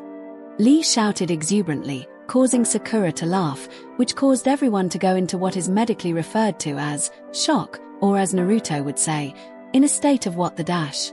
Sakura was first and foremost among them all. That wasn't that funny, was it? Sakura thought. Oh well, must be late. 2 figures emerged from the forest into the clearing that the shinobi of Konoha just passed. The taller one walked over to the charred remains of Hyuga Kasari and sniffed experimentally. He grinned as though amused, and was joined by his shorter companion. "Not bad," Kizum drawled. "Not bad at all, though he held back tremendously. Kasari was no match for him." "Obviously," Itachi replied dryly. "Ooh," laughed Kizum. Was that sarcasm? A change in tone? I can't even remember that last time that happened. Ha! Kizum laughed again, earning him a glare powerful enough to kill a small animal. "Very amusing, you walking piece of sushi. Come nightfall we will take him. You remember your role?" Itachi asked. Kizum nodded, and Itachi turned away as if noticing something. As he looked away he allowed himself a small smile. Soon, he thought. Soon, Naruto, Hinata, Sakura, and Lee were suffering from a curious ailment. It is one that has plagued shinobi for years, and remedies for the ailment only work when used sparingly. Their ailment was, "Kyuzo, I'm exhausted," yelled Naruto to no one in particular. Hinata patted his arm consolingly, though she too was extremely fatigued. Sakura stifled a yawn, and not even Lee had anything to offer about the fire of youth and his stamina. It was a mistake to try and come so far today, Naruto reasoned. We'll have to set up camp here. Sakura and Lee set a perimeter for traps and set them up. Use these, he said as he fished around in his pack, withdrawing many tags. Set them so that they alternate red and white. One is an alarm seal, the other is a super-powered explosion seal, so make sure you set them up at least 20 meters from our sleeping bags, nah. Sakura stared at the tags in apprehension, while Lee simply shook his head muttering, blood limits, and pulled Sakura along to set the traps. Naruto watched them leave, then pulled out his sleeping bag from his pack. Glancing at a spot in the middle of their little clearing, he frowned for a minute, then grinned. Hinata immediately noticed that it became warmer, and the temperature was very pleasant. Naruto-kun, did you make some sort of heating seal? Hinata asked, puzzled. Yeah, isn't it awesome? There was a book of seals in my clan library, and some of them were really useful. Naruto exulted. Now we don't have to risk a campfire. Here, dinner. He tossed his girlfriend a few strips of jerky and a bottle of water. The Noro clan has this amazing type of beef jerky made from venison. It's really tasty and has twice the nutrients. As he pulled his own meal out, he felt a slender form press against his back and sigh contentedly. Grinning, he turned around to embrace Hinata, who opted to capture his lips instead. They stood like that for a few minutes until, you know Naruto, if you wanted some private time, all you had to do was ask. And why is it so warm? This is nice. Sakura stated matter-of-factly. Naruto smiled cheekily while Hinata blushed. Nah, Hinata-chan and I were setting up camp. She just took advantage of the situation. Just we were trained, right? And the warm is from a seal I inscribed. So no campfire. Here's dinner. Sakura caught the jerky and took a few nibbles. She hummed as she chewed. Itachi and Kizum stood together on a tree limb 30 meters away from the Konoha shinobi. Itachi watching patiently while Kizum resisted the urge to give something a shave. Suddenly Itachi relaxed. To anyone but Kizum, it would have been undetectable, but to Kizum it was as if Itachi pulled out an exploding tag and lit it. It's time, then? Kizum asked hopefully. Itachi nodded. Moving quietly. They're exhausted, and we may be able to keep the element of surprise. Kizum scowled. Itachi, they're a bunch of 16-year-old Jounin Dash. And I was ANBU captain at 13. Do not underestimate them, Kizum, or you won't live to see the end of this, Itachi said. Glaring, Kizum shrugged and leapt to the ground where he began to encroach the encampment. Itachi shook his head and followed suit. Then came the point where Kizum took a step and something white flashed to his left. He spared it a glance, then dismissed it. Itachi, however, watched as the chakra flare dissipated, wondering what it was intended to do. Obviously an alarm, he thought, but this is Naruto-kun we're talking about here. As if on cue, Kizum was suddenly caught in an explosion 15 meters across. As he jumped away from the blast, 6 more erupted, and then a chain of them went off around the camp, forming a circle of fire behind them. Itachi cursed. Kizum. He began, then shook his head once more. No, they obviously are awake and know that we are here. We must proceed. You know our mission. Do not kill any one of them. If we do, it could jeopardize our success. Kizum sighed. Why can't we, Itachi? What's the point? Itachi just smiled, and Kizum had to turn away to hide his unadulterated fear. As one they suddenly sprinted towards the camp, only to encounter a scene that was downright hilarious. Sakura and Hinata were still fast asleep, Lee was running around the camp trying to see where the intruders were, and Naruto was just waking up. Itachi paled. Well, I thought they were Jounin. Incapacitate them all. Kizum grinned. The fun part. He leapt towards the running Lee, bringing his sword around in a diagonal cut, when there was another explosion, this time in the middle of the camp. The flash blinded Kizum, and he jumped back unable to sense anything. Itachi frowned. Bunshins, he thought. Or, an illusion. He brought his hands together. Kai! He said forcefully, and immediately the scene changed. The clearing was empty and devoid of all signs of inhabitants save for the 4 ninjas standing before them. 1 pink-haired kunoichi, 1 green spandex-clad taijutsu specialist, a pale girl possessed of the Byakugan, and in the middle, Itachi stared into the black-clad blonde's eyes, blood-red Sharingan meeting steel-blue Sharingan. 2 Sharingan widened. You, it's you. No wonder Sakura-chan's genjutsu was dispelled so easily. Your uchiha Itachi, and the walking sushi. Sakura stifled a giggle. Despite the fact that they were confronted by two S-class missing nins, she couldn't help but laugh at her chosen brother's treatment of two of the most powerful ninja in the world. Well, she reasoned in her mind, Itachi is innocent. I wonder what Naruto wants us to do. Sakura and Lee, you two will take Kizum. Hinata and I will handle Itachi, Naruto stated confidently. His voice carried all around them, causing Itachi to wince. Kai, he shouted, and once more he felt a genjutsu dispel, though the scene didn't change. Naruto, for his Sharingan, saw that it was him, grinned. And now you know just how powerful we are. That genjutsu was Sakura's idea. Everyone always goes on about, oh, a trap within a trap. So she thought, why not a genjutsu within a genjutsu? Itachi nodded. It is truly ingenious. The Haruno clan has always had a knack for genjutsu and precise chakra control. Well done, Sakura. Sakura stuttered. Thanks, I think. Naruto narrowed his silvery orbs. So why the small talk, Itachi-san? I can see quite clearly that the two ninja in front of me are the real deals. So, why are you here? If you have any sort of decent intelligence, you know that the Kyuubi can no longer be extracted. Itachi nodded. This is known to Akatsuki. However, he trailed off. He turned to face Kizum and tapped him on the shoulder. What? Kizum howled as he turned to face Itachi. Itachi's Sharingan met Kizum's eyes. The stare was held for 5 seconds. Then Itachi caught Kizum as he slumped to the ground. Naruto's eyes widened. What did you do to him? The manjikyu. Itachi nodded. I fed him sleeping pills for hours. He won't wake up for a few days. But when he does, it will be with no side effects. He will also probably remember what I did. He may attack me, but I can handle him. He sagged for a moment. Dispelling those genjutsu took more out of me than I thought, Itachi mentioned. You still haven't explained why you're here. Are you gonna knock someone else out if I ask again? Naruto demanded, settling into a battle stance. I am here because I have a proposal, Uzumaki Naruto, so you can dispel your shadow clone army, Itachi said coldly. I do not like being threatened.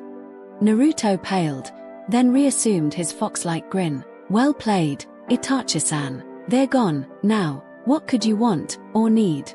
Itachi smiled with relief, and though it was odd coming from the rock-hard face of the Sharingan wielder, it was oddly comforting. Since you have activated your Sharingan, you must have the box. Thus, you know of the conspiracy the Hyuga and the Uchiha entered into against the Uzumaki. This conspiracy was started by the Akatsuki leader in an effort to destroy Konoha's most powerful clans to remove their threat when the next war is instigated. Naruto's eyes widened. So that's what Akatsuki wants with the Bijou. They want the power to control a war. Why? Because that's all anyone in Akatsuki wants. Power and control, Itachi spat out. You're a member of Akatsuki, Sakura pointed out. Unless you joined because of the pretext with which you approached your father about the conspiracy. Itachi nodded. You are smart. It is a good thing I was not forced to incapacitate you all, because I don't think I would have been able to without bloodshed. You got that right. Lee exclaimed, immediately shrinking as Naruto shot him a death glare. We all know the truth of what happened those years ago, Itachi. We were on our way to find Sasuke and try to make him see reason. Also, I think I can completely remove the cursed seal from him, but that would paint a target on me as Orochimaru's next container, Naruto explained. I'm not sure how to proceed now that you're here though. Itachi nodded, contemplating all that he knew. Yes, your awakening, so to speak, brings my action in this conspiracy to full circle. And so, Itachi looked pointedly at Kizum's slumbering form, then back at Naruto with the same piercing stare. Naruto matched Itachi's eyes, then started. What? No way, are you kidding? There's no way I'm just gonna kill him like that. Naruto yelled suddenly, causing Sakura and Hinata to cringe and Lee to settle halfway into a Gauken stance. Itachi just glared harder. You will, because you must. Akatsuki must be destroyed. Naruto, surely you know this. Naruto nodded furiously, then shook his head just as hard. Hinata feared for her love's brain. Of course I do, but that's not the point. Why can't we just wait for him to wake up, and then I'll beat him up, huh? Naruto protested, a pleading note entering his tone. It hit Hinata suddenly. He doesn't want to kill, not in cold blood. Itachi sighed, having come to the same conclusion. Naruto, you have grown tremendously in the past few years, but you still have so much farther to go. Sometimes we have to do things we aren't proud of, and we simply have no choice but to do what is necessary and accept the consequences. This is one of those times. I could kill him myself, but it is better if you do it. Itachi's eyes narrowed. This won't be the last time you have to do something like this, Naruto. When you chose to keep your emotions as a shinobi, this was the price, and now it must be paid. Kill him now. He finished suddenly, sharing and blazing. Naruto hung his head, but when he raised it his Sharingan blazed briefly, settling back into its usual silver glow. He choked. It's done. I used the Uzumaki seal of life on him, only to be used when there is no other course of action possible. It destroys his chakra circulatory system and makes revival impossible. You can check if you want, Itachi. It's not a near-death state. Itachi nodded. You did well, Naruto. Itachi shot the corpse of the Mist-nin with his black fire, nodding as the body disappeared without a trace. We'll make camp here then, Hinata. Yes, Itachi-san. She replied automatically, still slightly overwhelmed. Can you prepare some food from my pack? Kizum was the far better cook than I could burn a salad. Hinata giggled and went to retrieve Itachi's pack, following his pointed finger. Sakura and Lee, could you go set some new traps where I entered? I'm afraid Kizum and I set off all of Naruto's seals in that area. Shouldn't Naruto do that? He's got the Sharingan. Sakura exclaimed. He'll do a much better job. Itachi grinned. Nah, you two will do fine. Besides, I need to talk to Naruto for a moment. Surprisingly, it was Lee who nodded in understanding and dragged a still protesting Sakura into the woods. Itachi turned to Naruto once more. Naruto, do you think you can remove the curse seal from Sasuke-san? Itachi blurted out rather uncharacteristically. Naruto, taken aback, nodded. Itachi grinned once more. Okay, here's how this is gonna work. Sakura leaned over one tree root to set a few wires in the way Shikamaru once taught her. Lee caught himself staring and sighed, returning his attention to the paper bombs he was setting. That looks good, Lee-san. I don't even think Naruto could avoid that pattern. Sakura explained. Lee accepted the praise with a gracious nod. That is everything, Sakura-chan. Let us return to Camp Dash. Lee, Sakura stated hesitantly. Yes, Sakura-chan. Lee asked, trying to peer into Sakura's eyes. She shook herself. Never mind, it can wait. Besides, we need food, she finished. Lee watched her for a minute before following. Could she be falling for, no, I mustn't get my hopes up. Still, Lee's thoughts were interrupted by a most exquisite smell. It wafted into his nose and made his mouth water. He stretched onto his toes and took a Herculean sniff, almost passing out from the sheer pleasure of the smell. Ori, Fuzzybrows, dinner is served, in style.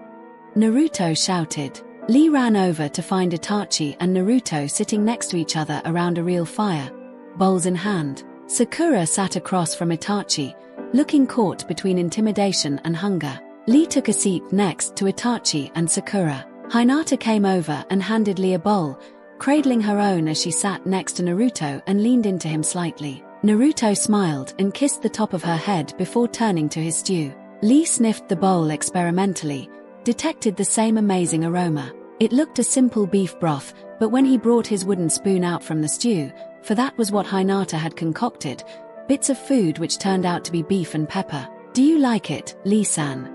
Hinata asked hopefully. Lee stared at her. Are you kidding? He asked incredulously. Hinata's face fell. This is incredible. It causes the fire of youth to rekindle within me stronger than ever. Lee was quieted immediately by the look on Itachi's face. Lee, if this stew wasn't so good you'd have it all over you. And there'd be a kunai hidden in it, he growled. Understand? Lee nodded. He remembered not to push their new ally too far in the future. Naruto stared around the campfire at his teammates and at his new friend, though the idea was still foreign to him. He remembered the plan Itachi outlined to him. "Yatta," he whispered, so quietly that not even Hinata heard. "We're coming for you, Sasuke." Uchiha Sasuke stood calmly in the midst of a forest, looking out at the entrance to his sensei's lair, waiting. Advanced Sound scouts had warned him that a group of ninja were heading towards the compound. Their identities were unknown, however.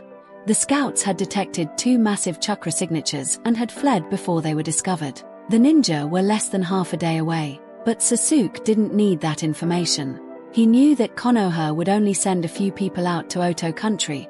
Only a few were qualified. Dobi, he thought. They'll have sent the Dobi and that pathetic excuse for a Kunoichi Sakura. But who are the others? Sasuke shrugged. It didn't matter. They would all die. Naruto, Itachi, and the rest of the team regrouped in a clearing. Naruto brushed past Itachi on his way to Hinata. "Did you send the message to Akatsuki?" Naruto whispered. Itachi nodded. "They will arrive at the compound soon after we do." They were greatly interested to hear the location of Orochimaru's lair. Naruto nodded in return, having nothing less to say. Hinata drew herself up straight as Naruto approached her by the edge of the clearing. He walked calmly towards her and right into her, enveloping her in a bear hug over her surprise deep.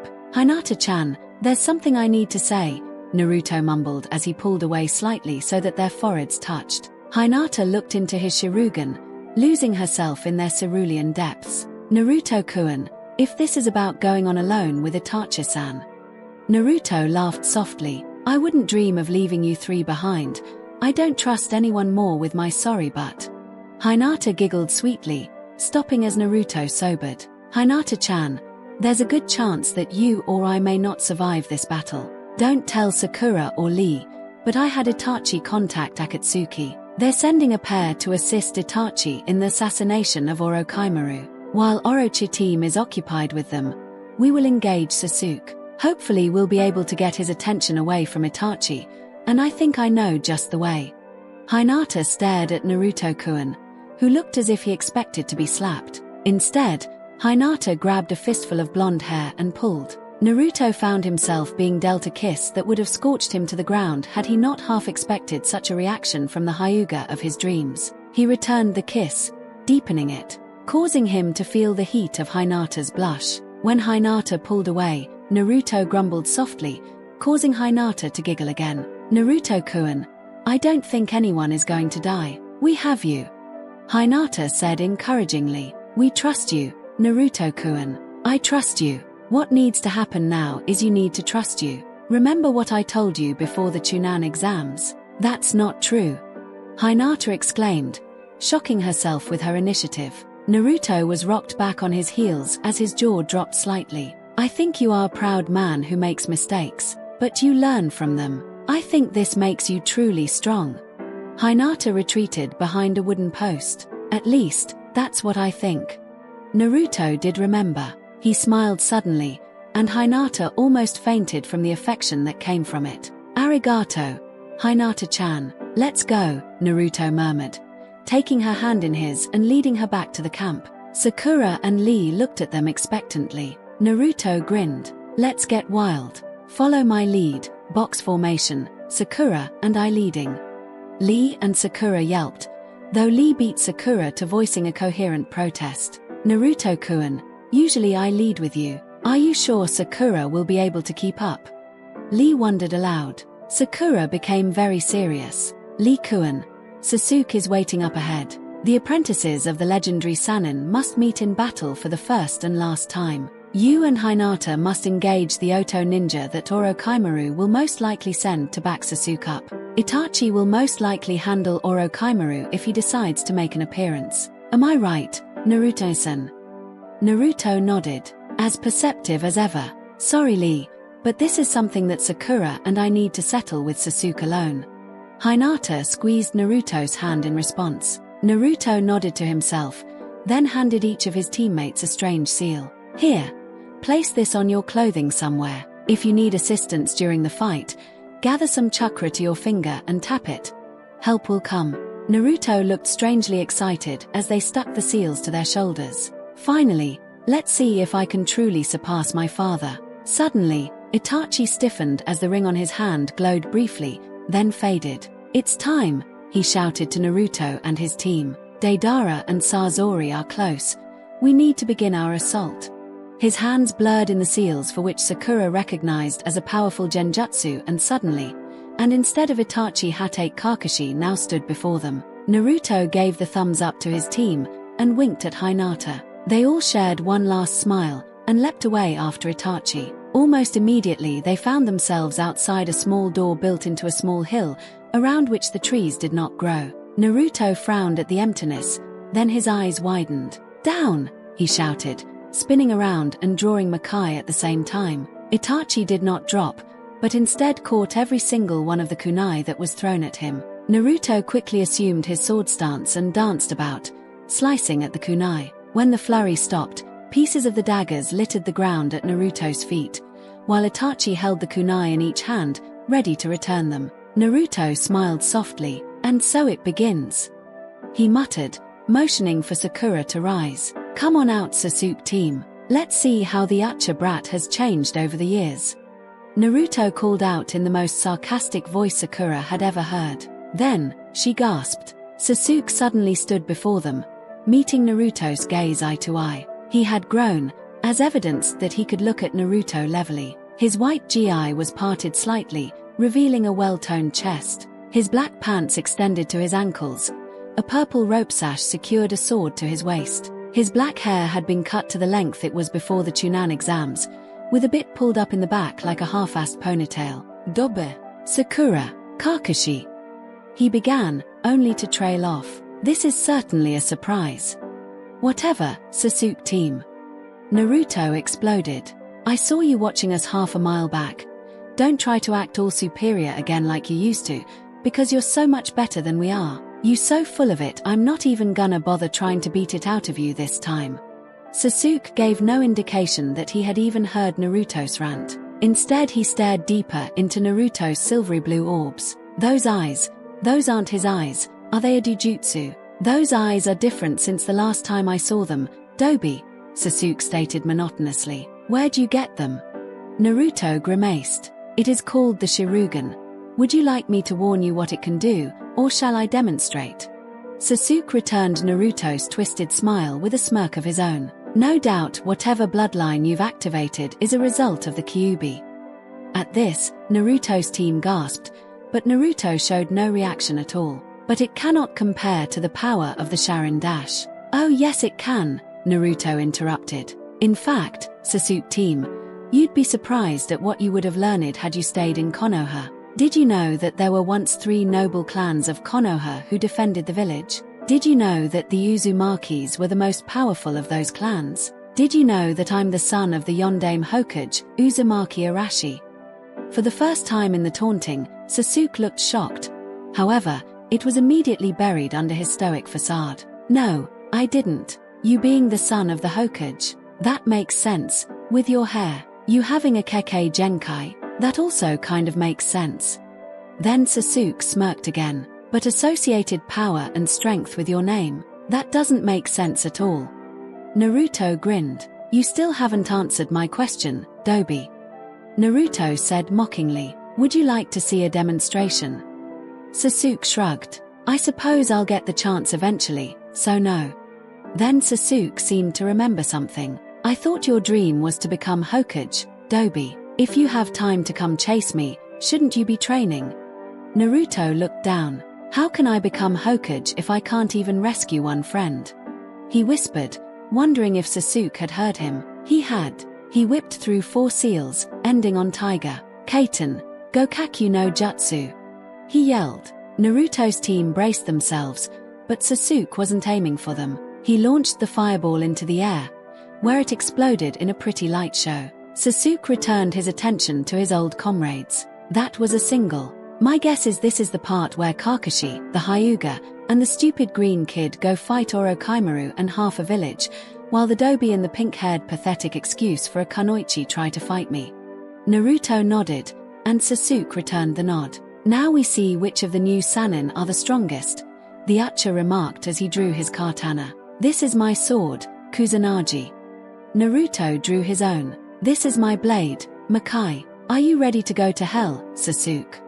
Naruto asked as he settled into his Shuren form. Sasuke laughed. If that's where I get stronger so that I may kill my brother, then so be it. Naruto laughed as he flipped his sword behind his back. The clang of metal on metal rang out, and a kunai flipped away from his back. Hinata-chan, Lee, Kakashi, you know what to do. They nodded, and leapt off, but not before Kakashi took one last look. Brother, he thought, before he leapt away to confront the Oto ninja, scanning the horde for any sign of Orochimaru. Without a thought, he pulled out a ninjato seemingly from nowhere and sheathed it in a Chunan, eager to bring down Copper Ninja Kakashi. He gurgled on his own blood, and fell away. Itachi grinned inwardly. Time to go to work, and boy, do I love my job. Meanwhile, Sakura watched as her former teammates went about their deadly dance of steel and death. It was as if too much enmity had passed between these two warriors, and now they felt no more than the rush of the battle they fought. Sasuke brought Kusanagi up horizontally to deflect a thrust from Naruto, who spun away and, in a move that would have left any other swordsman weeping on the ground in awe, spun his blade in figure eights until launching a flurry at Sasuke, who parried every blow calmly, taking one opportunity to stop the attack and counter, cold steel racing for Naruto's arm. The blow never connected, deflected by Makai. Sasuke nodded to Naruto. I'm actually pleasantly surprised, Naruto, though I have no idea how you acquired this strength in Konoha. Naruto glared. You have no idea what true strength is, team. Naruto growled. No idea at all. He leapt at Sasuke, who disappeared. You abandoned us. You abandoned your friends because some snake in the grass promised you power. What about your comrades? Naruto finished. He had started out shouting, but his last question was screamed at Sasuke. Sasuke paused, then sheathed Kusanagi. There was nothing more that village could teach me. Come Naruto, even you and Sakura sought training from the legendary Sannin. Why couldn't I? Naruto snorted. Don't feed me the crap you've been eating for the past few years. I'm beginning to wonder if you ever saw me as a friend. Sasuke wasn't fazed. Of course I did. That's why it is so important to me to cut those ties. Naruto laughed. Whatever, Sasuke team. But obviously we aren't going anywhere with this Kenjutsu thing. How about a little old-fashioned taijutsu? Sasuke nodded. Agreed. I grow tired of this dance. We are shinobi. Killers. Let us kill, Naruto. Sakura. If you can even keep up with the dobi. Naruto thought for a minute, wondering why Sasuke had chosen those words in particular. Yes, it is true. I do not enjoy killing. Haku stated calmly. But I will kill my emotions and become a shinobi so that my master's dream may become a reality. Naruto was jolted from his dream by Sakura fitting her black combat gloves on. If I can keep up with Naruto Enai-san, I'll have you outmatched. Sasuke's sharing and narrowed, and Naruto chuckled. Come on team. If I remember you were good at 1 versus many taijutsu, fighting 2 at once shouldn't be a problem.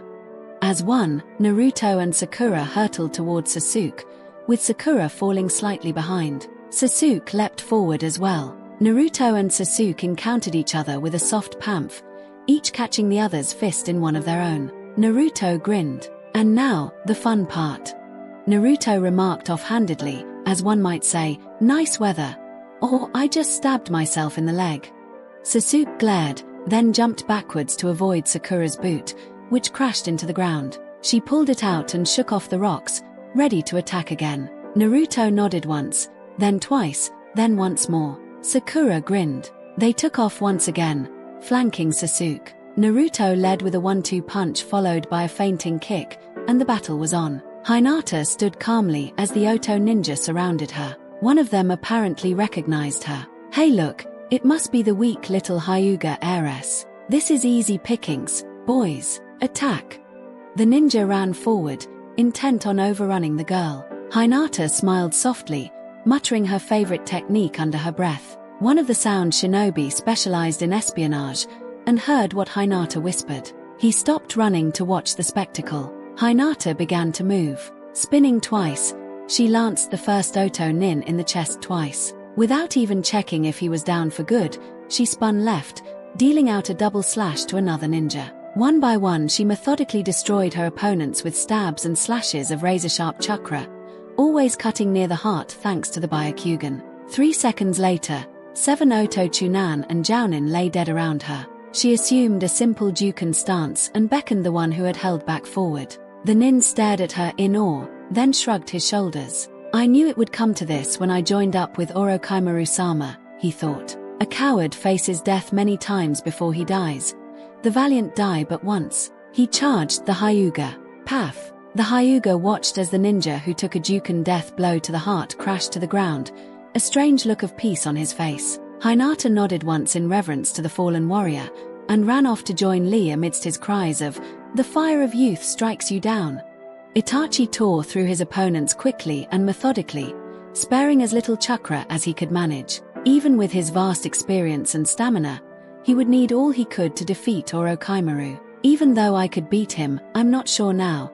Doubtless he has been increasing his strength. He had even deactivated his Sharingan, to save any chakra he could. Sensing a chakra behind him, he thrust his ninjato behind him under his arm, impaling a ninja on its keen edge. Itachi grinned. I still got it, he thought triumphantly, though the feeling was dimmed somewhat as he sensed 2 powerful chakras heading towards the fray. Here they come. I'll be forced to drop this illusion soon.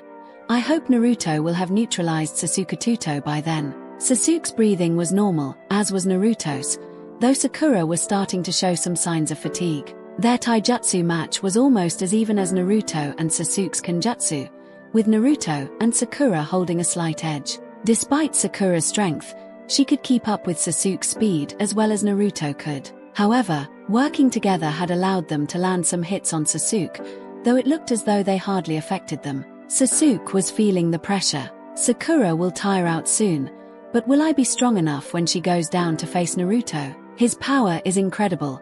I've never felt such chakra before, not even from Orochimaru. He emerged from his planning to catch Sakura's foot. Not one to waste an opportunity, he slammed her into the ground and flung some kunai at critical points in her muscles. Sakura took the hits to her legs but was able to avoid the shots at her arms. Sasuke paid for spending too much time. As Naruto's foot collided with his head, shocked by the blonde's speed and strength, Sasuke flew away, though he righted himself in midair and landed firmly on both feet, hand dragging to stop his motion. Naruto sent a worried glance to Sakura, who was healing her wounds. She grimaced as the last kunai wound was healed. Here, let me patch you up, she offered to the fox-like shinobi. That way you'll waste as little chakra as possible. Naruto sighed and offered his wounds to Sakura, who quickly healed them. There. Now you're in top form and I'm approaching chakra depletion. Knock some sense into him, Naruto. Please don't kill him unless you have to, Sakura scolded, as sister to brother. Naruto sighed. Fine, but only if he wants to live. He noticed out of the corner of his eye that Hinata and Lee had finished their part in the plan and waved them over. Lee, stand guard over Sakura. Hinata, help Sakura heal her wounds. Naruto commanded, and watched as they complied. Naruto returned his attention to Sasuke, and Sharingan met Sharingan once more. Are you ready, Sasuke? Naruto asked. No more holding back. Sasuke nodded. I tire of playing with you, and I think that any techniques that you will use I'll have seen before. If I haven't, I don't think I'll be able to copy them. There's only one Kyuubi. Naruto nodded. One last battle. Sakura was almost thrown backwards by the force of the chakras being gathered. Their chakra, it's huge. And Naruto, just how much have you been holding back? Sakura thought worriedly. Naruto's features began to change as his entire chakra system was natured to its demonic form. His whisker marks elongated, and he grew claws. Remarkably, his Sharingan was unaffected. Sasuke assumed the same form from the battle at the Valley of the End. Dark skin, a black mark on his face, and 2 giant wings. That's it, Sasuke. That's the same crap from last time. Naruto exclaimed in a joking manner. Sasuke scowled. It's more than enough power to deal with you, Naruto. Naruto sighed. Hardly. And he formed the ram seal. Sasuke jumped back as 9 tails of chakra exploded from Naruto's body. They wrapped around the blonde's body for a second, then waved around his form menacingly. For the first time since his first encounter with Zabuza, Sasuke felt fear. Naruto grinned, and Sasuke laughed. You have no chance, dead last. Sasuke howled. I will kill you. Naruto grinned sadly. I think not. And he disappeared. Sasuke followed suit. Sakura could only stare as small explosions erupted wherever they clashed briefly. An Oto Jounin flew at Itachi. The Uchiha calmly ducked under the thrust of a kunai and kicked sharply at his latest opponent's kneecap. The Oto ninja howled as the bone shattered, and he went down. Itachi caught his head as it passed by and quickly snapped his neck. And Zabuza of the Seven Swordsmen bragged about being a silent killer. He knew nothing of assassination. Itachi thought smugly as he sheathed his ninjato in yet another ninja's neck. He returned to a ready stance, wondering why no ninja was attacking. Then he saw Orochimaru come forward, as if he had been in the crowd the whole time. Hello Itachi-kun, been feeling well? Are my subordinates annoying you? The Sannin said silkily. Itachi stared at the Sannin and frowned, forming the released seal and dispelling his jutsu. Hopefully Naruto would fulfill his part in the plan and keep his brother occupied while he dealt with Orochimaru. Itachi frowned. As a matter of fact, yes, you haven't been training them properly, Orochimaru-san. I haven't a single scratch on me. Orochimaru laughed. Perhaps you are correct. Perhaps my attentions have been too focused on that one, ne? And he pointed towards the general area where Sasuke and Naruto battled for. Truth be told, Orochimaru could barely keep up with their speed without focusing all his attention on the battle. Itachi watched as several large fireballs erupted from Sasuke's fleeting form, only to be blocked by Naruto's chakra tails. Said tails then peppered Sasuke with jabbing strikes, forcing him to retreat. They are impressive, Orochimaru, a voice drawled from behind Itachi. Without turning, he recognized it to be the Sannin's attendant, Kabuto. Sasuke-kun's training is paying off, though I must admit I'm putting my money on Naruto-kun right now. As he said this, Itachi sensed a kunai being drawn. Then he sensed something else, and slowly pulled the collar of his cloak up. Just in time, as he felt blood splatter against his now upturned collar, Itachi turned around to see Kabuto hanging limply from a blade held by a man. However, with his Sharingan, Itachi was able to see that it was the puppet Sasori had named Father. He watched as the chakra strings tensed and Kabuto fell to the ground. As he did so, Sasori puffed into existence to stand next to Itachi. Hello, Itachi-san. Sasori greeted, motioning upwards with his head. Itachi did not have to look to know that Deidara was flying about on one of his clay birds. However, Itachi was mildly surprised as Deidara's lithe form landed on the ground next to him. The blonde cursed and pulled several shuriken out of his arm. That hurt, Orochimaru. Your ninja will pay for that, HMPH. The young Akatsuki member drawled. Orochimaru laughed again. Ah, such a pleasant reunion. Though I must admit it is soured by the death of my attendant. He was a good medic, Nin. Do you know how hard it will be to replace him? And I thought you needed him, Sasori. Orochimaru said mockingly, knowing full well that Sasori had used a memory-erasing jutsu on Kabuto so he could have a spy inside Orochimaru's village. Sasori shook his head. Your wretched existence will end today, Orochimaru, though it pains me to destroy something so eternal. Deidara grinned. It doesn't pain me at all. See you in hell, Snake Man. Orochimaru was engulfed in a massive explosion. Similar blasts went off behind the Sannin. When the dust cleared, Orochimaru was gone and the bodies of his subordinates littered the battlefield. Itachi frowned. Sasori, if you could summon your other puppet mother, I would greatly appreciate it. Itachi remarked offhandedly. Why would I do that, Itachi? Sasori replied, though he had already pulled out an ornate scroll. Itachi didn't reply, only jumped into the air as a huge snake erupted from the ground, jaw open wide. Deidara and Sasori leapt away likewise. The Sannin emerged from the dirt himself, chakra gathered and killer intent radiating from his person. He must be very confident if he is staying to fight with us, Empich, Deidara remarked to his partner. Sasori nodded and summoned the human puppet known as Mother. He sent them towards the Sannin, who engaged them eagerly. The fight was on, and the fight was over, for the time being. Sasuke panted heavily as the second level of the curse seal receded from his body. Damn you, Naruto, he yelled. Where the hell did you get such power? I can't see that demonic presence from last time, but you still have that red chakra. What the hell, F? Naruto glared at his old teammate. This power is mine. I've been paying for it since I was old enough to walk.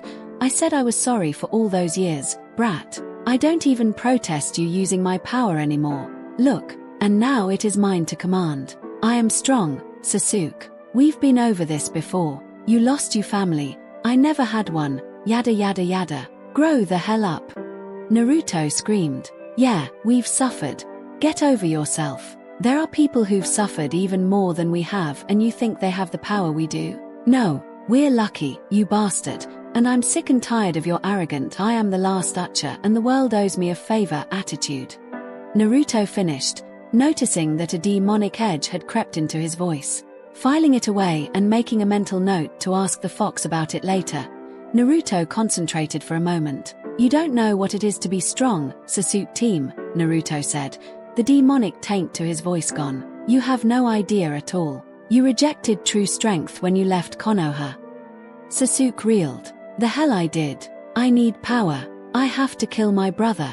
I must avenge my clan. My parents, he yelled back. Naruto smiled sadly, remembering once again Haku's words. Do you have someone precious to you?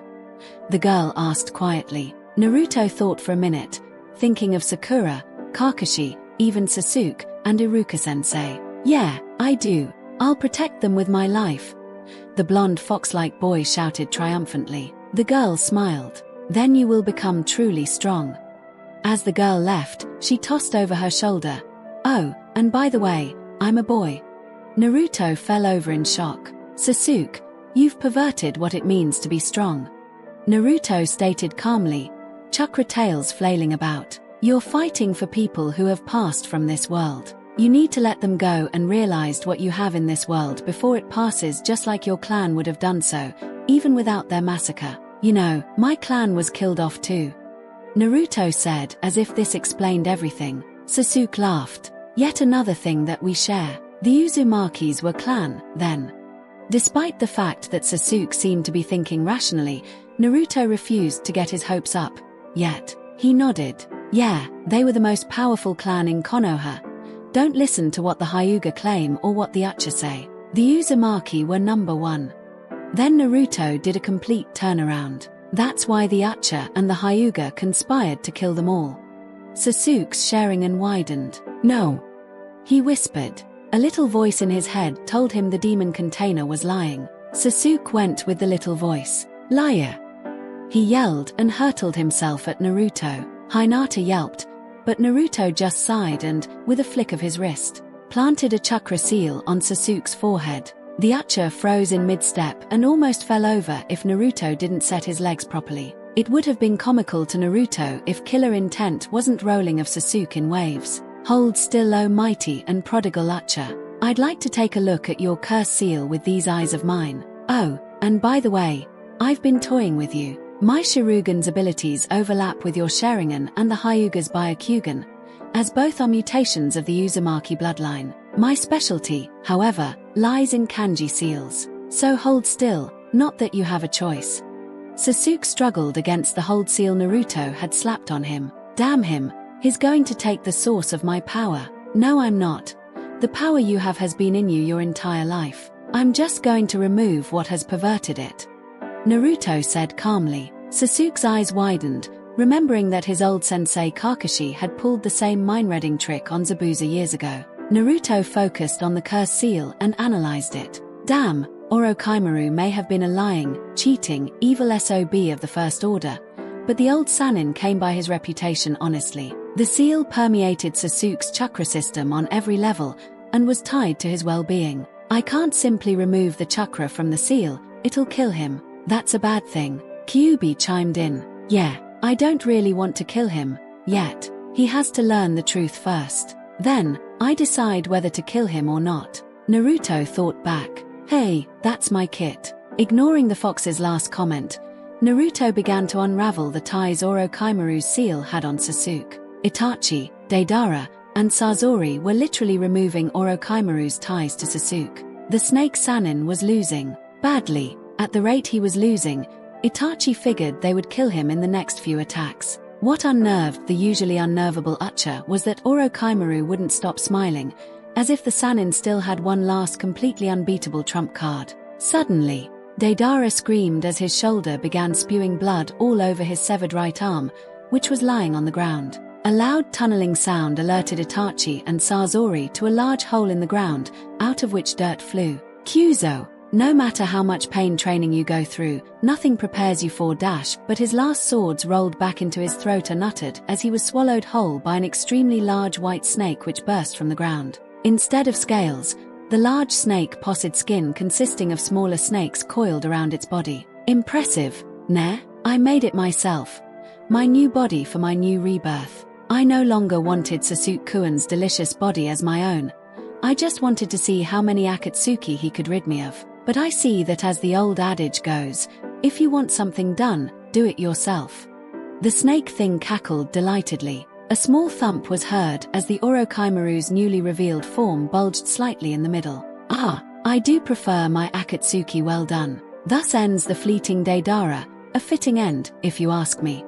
Orochimaru said as a large tongue darted out and licked his chops. There are so many things I could say right now, but I'm not going to waste my time, Sasori growled. However, you've angered me. Now I need a new partner. He flicked his wrists and waggled his fingers, and his two puppets launched themselves at Orochimaru, one for the head, one for its midsection. The oversized snake caught father in its jaws and shredded it to bits, but mother made it to the body and drew forth a large needle slathered in poison. Before it could pierce the snake, however, several of the tinier snakes unraveled from the body and constricted the puppet, trapping it as Orochimaru crushed it with his tail. Pointless. Goodbye, Sasori. And with that, Orochimaru's snakes coiled around the dropped poison needle and, before Sasori could so much as replace himself with one of his puppets or dodge out of the way, Orochimaru had impaled him upon his own spear. Puppeteers were always poor ninja up close. Orochimaru hissed, tasting the air for any scent of his last opponent. He hissed louder and in pain when several kunai pierced his outer skin through his snakes. He twisted around to Itachi leaping away. Naruto wiped the sweat from his brow and stepped back, waving his hand over Sasuke's forehead. Sasuke stumbled as control over his limbs was returned to him, and he scowled. So you've removed the curse seal. I didn't think that was possible, Sasuke said in his usual monotone. So what now? I'll admit, I should be dead. What is it you want? Naruto smiled. For you to read this piece of paper. If, when you're done, you still want to continue on this path of yours, I will kill you. If you decide otherwise, well, just read the note.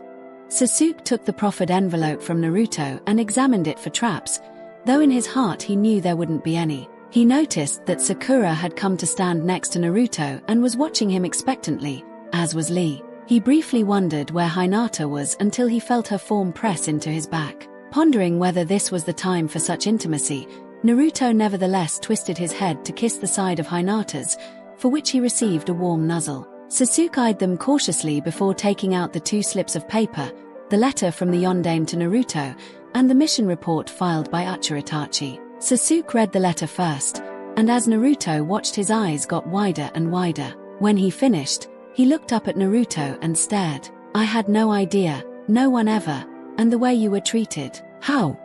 Sasuke spluttered in a very Hinata-ish manner. Naruto motioned for him to continue reading, and he did so. When Sasuke finished reading the mission report from those years ago, his face had assumed a calm countenance. The Sandaime is dead. I don't suppose I can confirm this with him. Sasuke asked softly, and Naruto shook his head. Not unless we use Orochimaru's undead summoning jutsu. I understand this is a lot to handle right now, so all that I'll ask is this. Will you return to Konoha with us? You can ask the Hyuga elders if they have anything to say about it. Naruto offered. I've been meaning to have a word with them myself, but I wanted to wait and see if you could back me up. Why? Sasuke asked. Why would you wait for me, a traitor and one who caused you personal pain? Because you failed, Sasuke. Naruto stated, a grin forming on his face. You tried to break the bonds you had to Konoha years ago, but you failed miserably. Here we are. Sasuke sighed, a small smile forming. I haven't smiled in a while, he thought sadly. I almost don't remember how. Sasuke looked Naruto in the eye. There's still something I'm missing. If my brother is innocent, where the hell is he?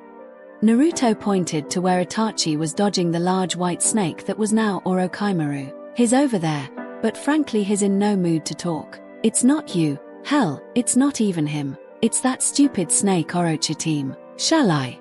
And Naruto pointed to his Sharingan. Naruto, what are you planning? Hinata said, stepping away from his warmth. Naruto chuckled. Planned. Hinata-chan, I told Itachi that if I succeeded in getting Sasuke to agree to return to Konoha with me, I would be safe in using a very powerful, very dangerous seal. Sasuke, do I have your word that you will at least return to Konoha with us to question the Hyuga? Sasuke nodded. I will. Naruto nodded. Stand back everyone. This is gonna get ugly. Sasuke, I need all my chakra for this one. Send a Kaiten Jutsu towards Orochimaru. It's the signal I preset with Itachi. Sasuke nodded and gathered the chakra. It feels weird, but strangely liberating without that seal, as if a weight has been lifted from my chakra system. He finished with Tiger and launched a simple fireball at the giant snake. It exploded harmlessly on its side. But Itachi saw the flames and used the Shunshin Jutsu, puffing away in a burst of smoke. A few seconds later he puffed back into existence next to Naruto. He glanced at Sasuke before averting his eyes, though not before Sasuke caught the shame that appeared on his brother's face. So different from last time, Sasuke thought, remembering when he had chased Naruto to a border village to warn him that Itachi was after him. Naruto focused, and suddenly a very large seal appeared on Orochimaru's head. Before the large snake could react, a loud whooshing sound was heard, as if a vacuum was being created. Before anyone could yell or react in any way, Orochimaru's chakra exploded. To Naruto, Sasuke, Itachi, and Hinata, it was as if a small nuclear weapon made out of chakra exploded. To Sakura and Lee, they could only sense and feel the chakra as it imploded in on itself and passed through them harmlessly as a result of the kanji. Naruto grinned and extended the victory sign. Then he slowly fell backwards, his descent halted by Hinata as she caught him and pulled him close. Itachi frowned. That was interesting.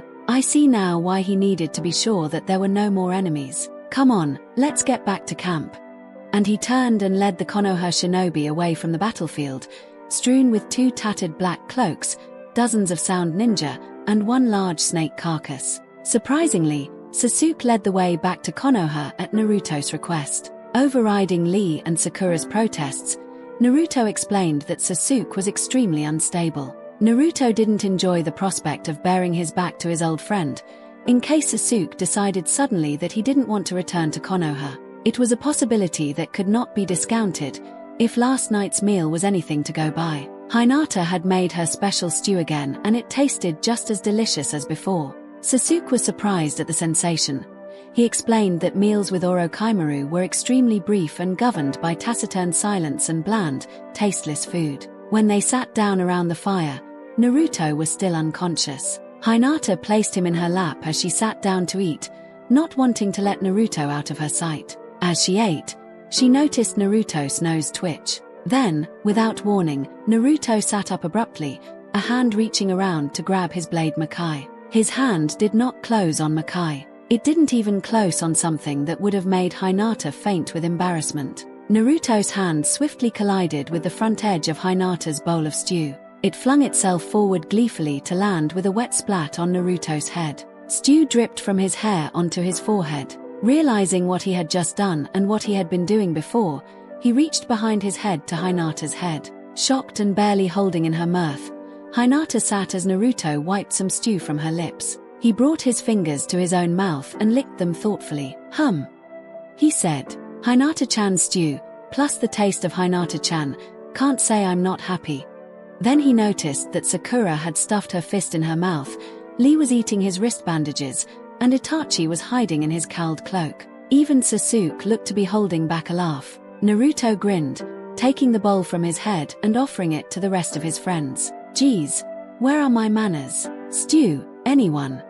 And the forest trembled with the force of their laughing. Naruto laughed the hardest in between cleaning the stew from his shirt and getting Hinata and himself bowls. However, that evening, when everyone was bunking down, Sasuke had approached his brother at the edge of the encampment. Their conversation swiftly degenerated into Sasuke threatening to rip Itachi's heart out if what he had written in the report was false.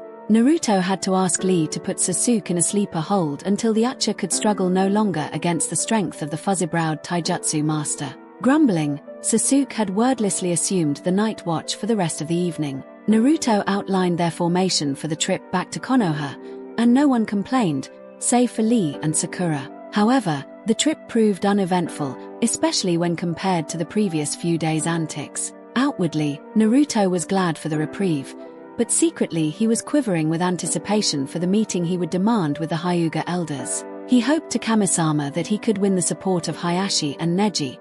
Hyuga elders held their positions honestly as the most powerful Hyuga in the two families, not counting the head of the household. "Hey Baka Kitsune, what do you know about the Hyuga?" Naruto thought to the Demon Lord. "No more than you do.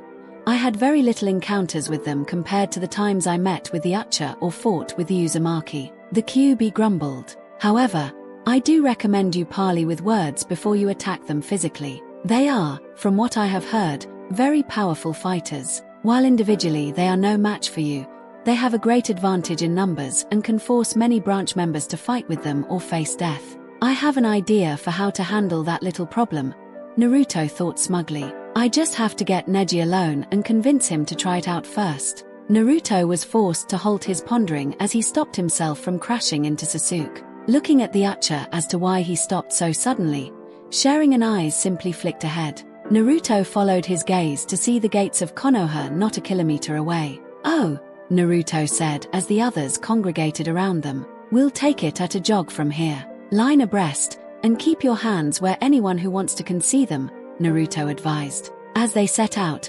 Hinata smiled as she felt Naruto's hand sneak its way into hers. Entwining their fingers together, Tsunade gazed out the window longingly towards the Konoha gate. It had been almost a week since Naruto and his team had left on their mission. She returned her attention to the mountain of paperwork that occupied her desk and sighed. "Tsuande-sama, you can't go outside and play until you finished your homework," Shizune said delightedly as she helped Tsunade sort through the documents. Tsunade glared at her.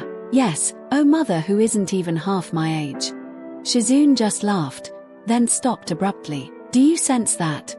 the attendant asked quickly. Tsunade stared at her, puzzled, then stood up quickly. "I haven't felt this many massive chakra signatures since Jiraya, or Okaimaru, Sarutobi-sensei, and I were all in one room together." Shizune nodded. "I think they're back, and I think they've brought a few friends with them." Tsunade nodded. "Let's hope you are correct," she said darkly. Naruto stopped few feet from entering Konoha again. The rest of the group stopped as well. They weren't happy. "Naruto Yubaka, why are we stopping?" Sakura said exasperatedly. "I'm tired and hungry." "Naruto, the fire of youth burns within me, but I must agree with Sakura-chan." Lee stated tiredly. "We've traveled very far today, and not all of us have assimilated demons into our chakra systems." Naruto simply grinned. "Just hang for a few more seconds. The welcoming committee is coming."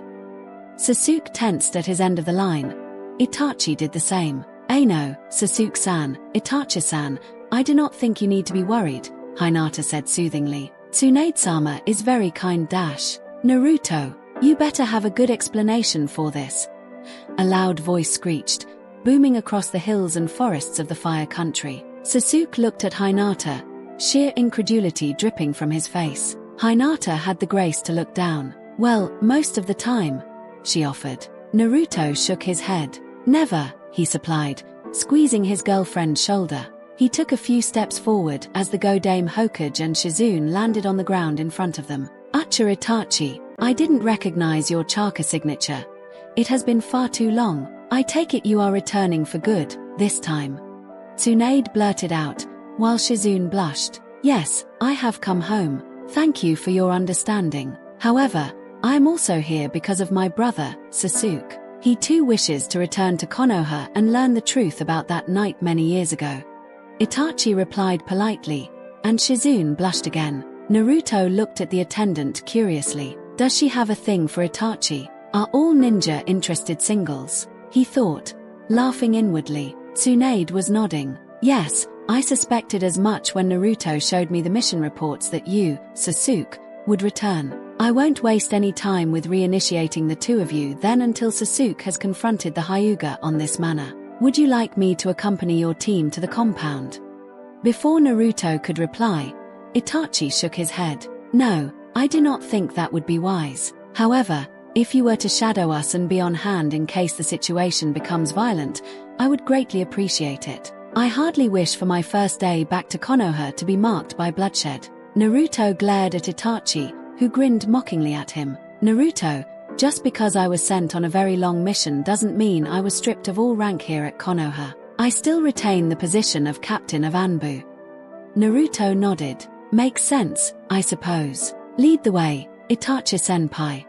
Hinata and Sakura giggled, though they stopped when Tsunade added, Lee and Sakura, I would like for you two to accompany me to my office where you two will represent your team in a debriefing session.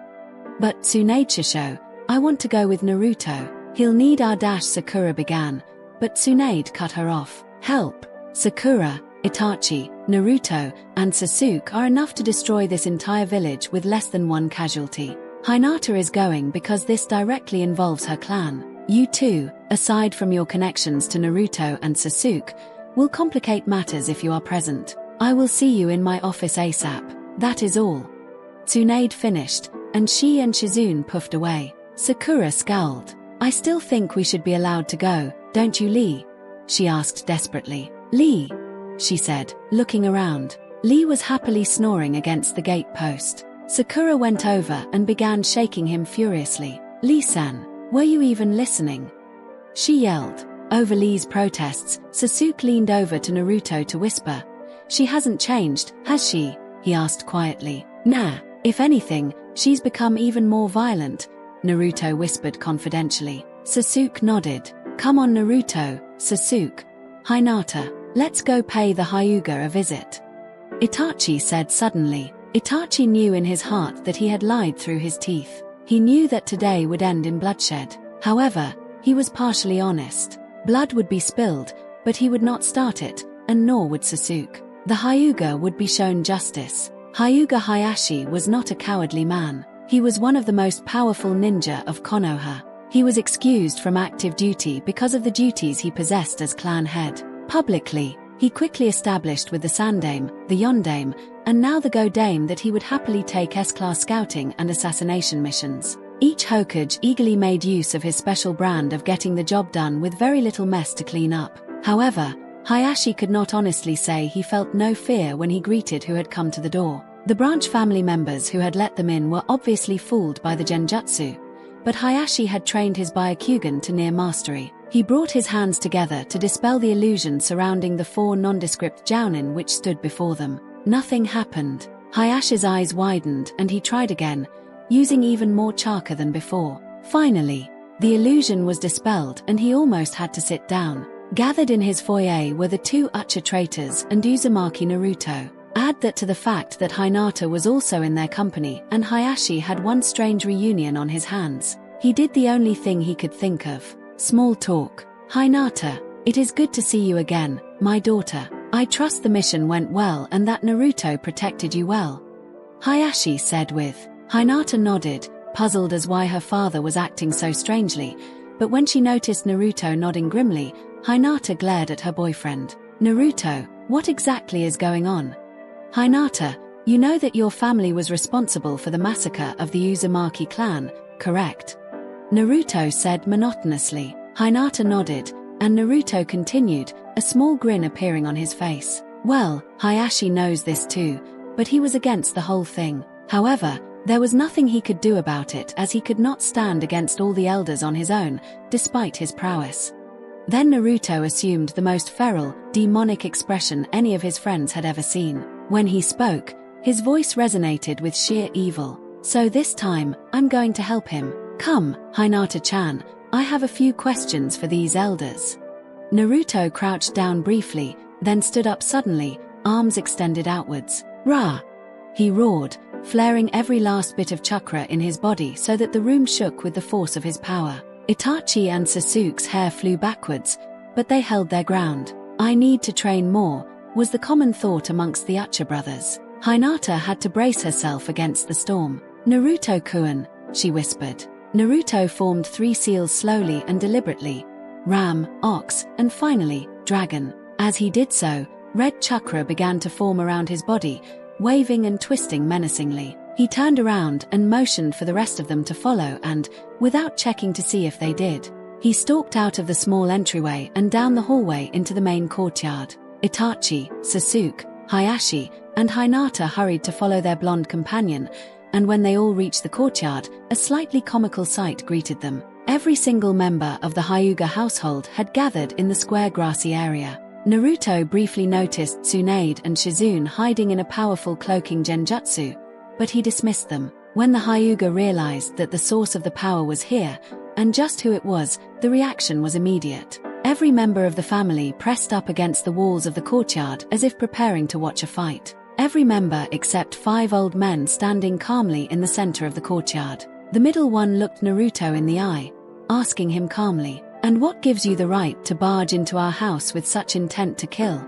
Naruto grinned, and without any warning the red chakra disappeared. Only Itachi and Sasuke, who had their Jujutsu active, could see that it was returned to Naruto's chakra system. To Hinata, it had dissipated. "Why, I'm just here to talk. I'm told the Yondaime Hokage did that often with his good friend here. Is that so wrong?" questioned Naruto innocently. The head elder glared briefly. No it isn't," he bowed. "My name is Yitaru of the Hyuga clan. What did you wish to talk about?" he asked politely. Naruto grinned. "I'd like to talk about the Uchiha massacre, if at all possible. It's all pretty fuzzy to me, and in case you haven't noticed, my friends, Uchiha Itachi and Uchiha Sasuke would also like to learn about the Uchiha massacre."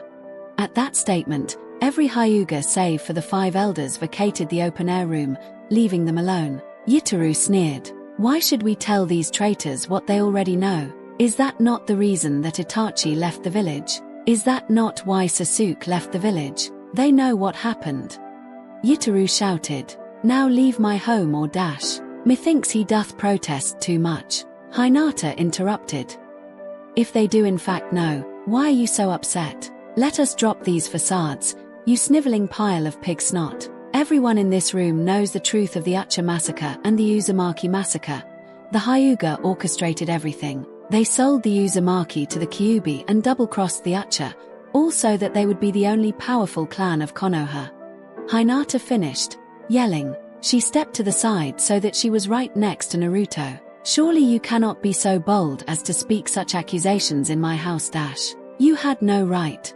Naruto shouted suddenly. "What right did you have to kill my entire family whom I will never meet? What right did you have to kill Sasuke's entire clan, tearing from him the love and support of his family? And for what? Power? You should have known better, Yitaru Baka. The Hyuga messed up. They left witnesses and survivors, and now you are going to die for what you have done." Everyone stared. No one moved. A sob escaped Hinata as she gazed upon the pain and anger etched into Naruto's face. Itachi and Sasuke prepared themselves. "Sasuke, do you know why we fight today?" Itachi asked his younger brother. Sasuke nodded. "For justice," he answered calmly. "And, for Naruto." Itachi nodded in approval. Naruto grinned suddenly. "When you get to hell, look up and say hello to my dad, Usono Fabich," he offered. Naruto exploded with raw chakra, and in the same instant disappeared, only to reappear directly in front of Yitaru, who was sweating. "Any last words?" Naruto asked innocently, claws poised at the Hyuga's throat. Yitaru was about to answer when a voice cried out suddenly, "Naruto-kun!" Hinata yelled. All movement stopped yet again, and Naruto turned to look at the girl who had changed his life. He remembered who she was and where he was. He noticed her tears, and his heart broke. "Naruto-kun, don't do this. Don't become a murderer." Hinata wailed. "Don't get lost in your power. This isn't right. This isn't the Naruto-kun I fell in love with years ago, and it isn't the Naruto-kun I love now," she cried. Naruto became even more still. "She said she loves me. She loves me?" Hinata looked into his eyes. "Please?" she asked quietly. The power receded. Hinata-chan dash. Path. His words caught in his throat as Yitaru plunged his palm into Naruto's back, chakra spiking his heart. Blood gurgled in Naruto's throat, and he fell forward silently. It seemed to his companions that he took an eternity to fall, and when he landed he made no sound, though the dust rose around his form from the impact of his muscular body. Yutaru grinned triumphantly. And the Uzumaki are finally dead. A good thing, too. It seems our heir had taken a liking to him.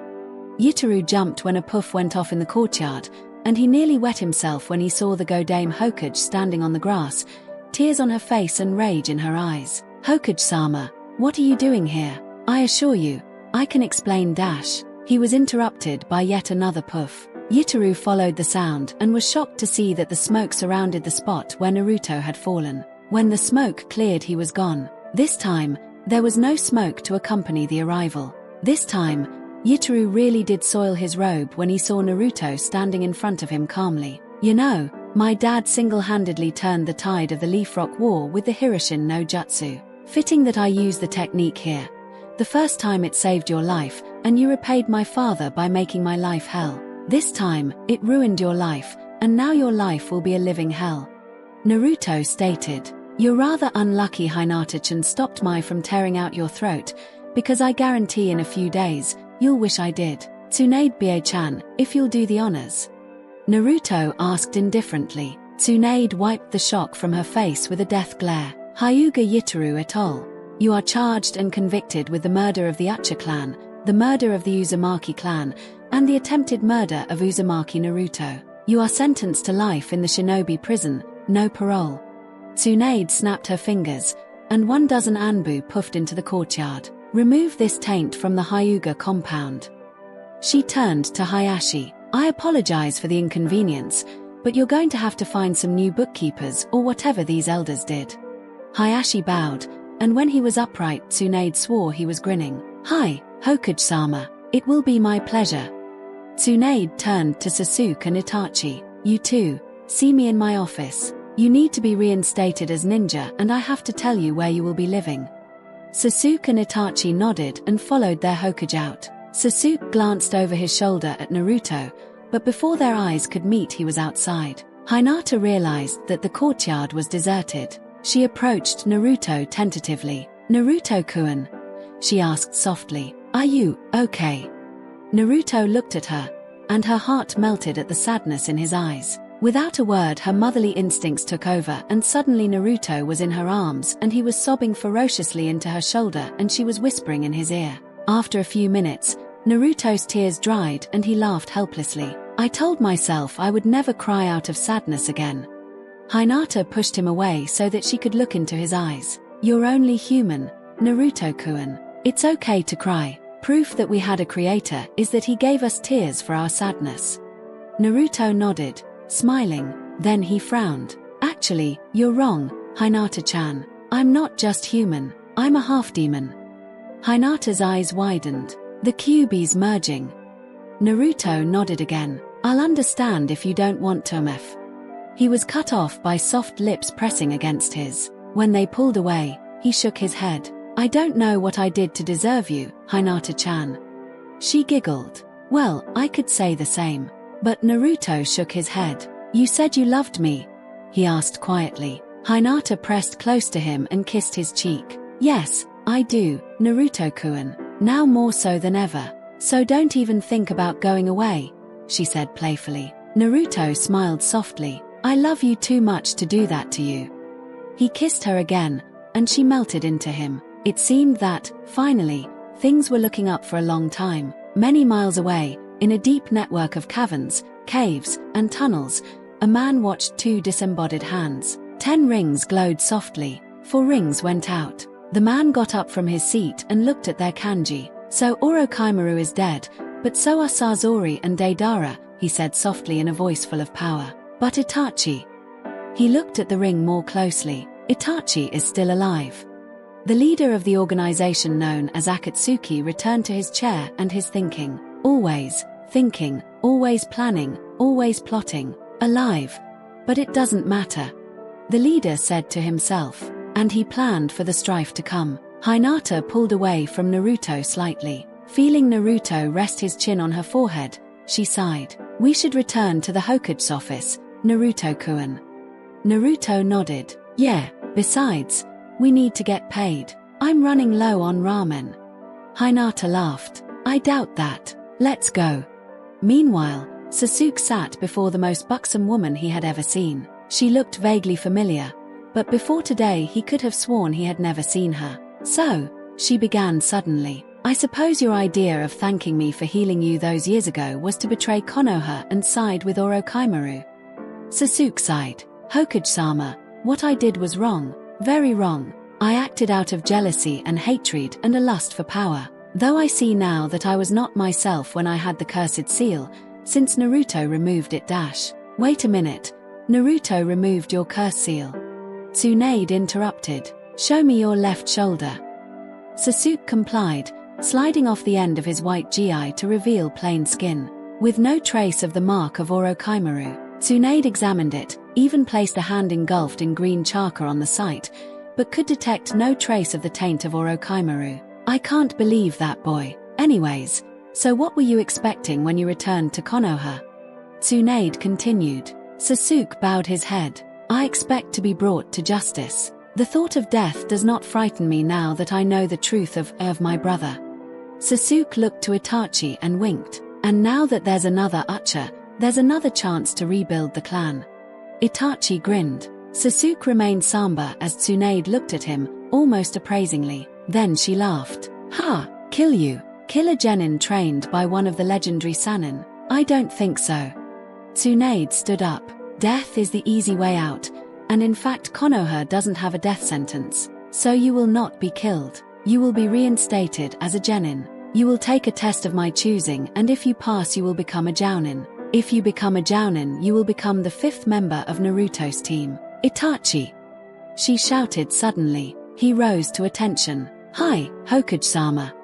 Tsunade smiled gently. Welcome home. Your jounin status has been reinstated. There is an opening, by the way, on the ANBU squads. Would you like to take it? Itachi thought for a moment, then shook his head. Hokage-sama, I would not. I am tired of the life of an ANBU. However, if you have a genin team that needs a jounin leader. Tsunade grinned evilly. You know, I have just the one. Meet me in my office at 8 AM sharp tomorrow morning. Itachi nodded. Oh, and one more thing, he asked. Where shall my brother and I be lodged? Tsunade grinned once again. Your timing is impeccable. Gaki, get in here, this affects you as well. Itachi's eyes widened as Naruto fell from his hiding place in the ceiling. Hinata preferred more conventional methods and used the door. Itachi and Sasuke, I am lodging you in the Uzumaki clan residency effective immediately. Basic needs have already been purchased for you and brought there. Your bank accounts have flourished in your absences, so you will be able to purchase additional supplies. Naruto leapt in the air. Woohoo! This is awesome. I'm gonna have, like, a little family. Yeah.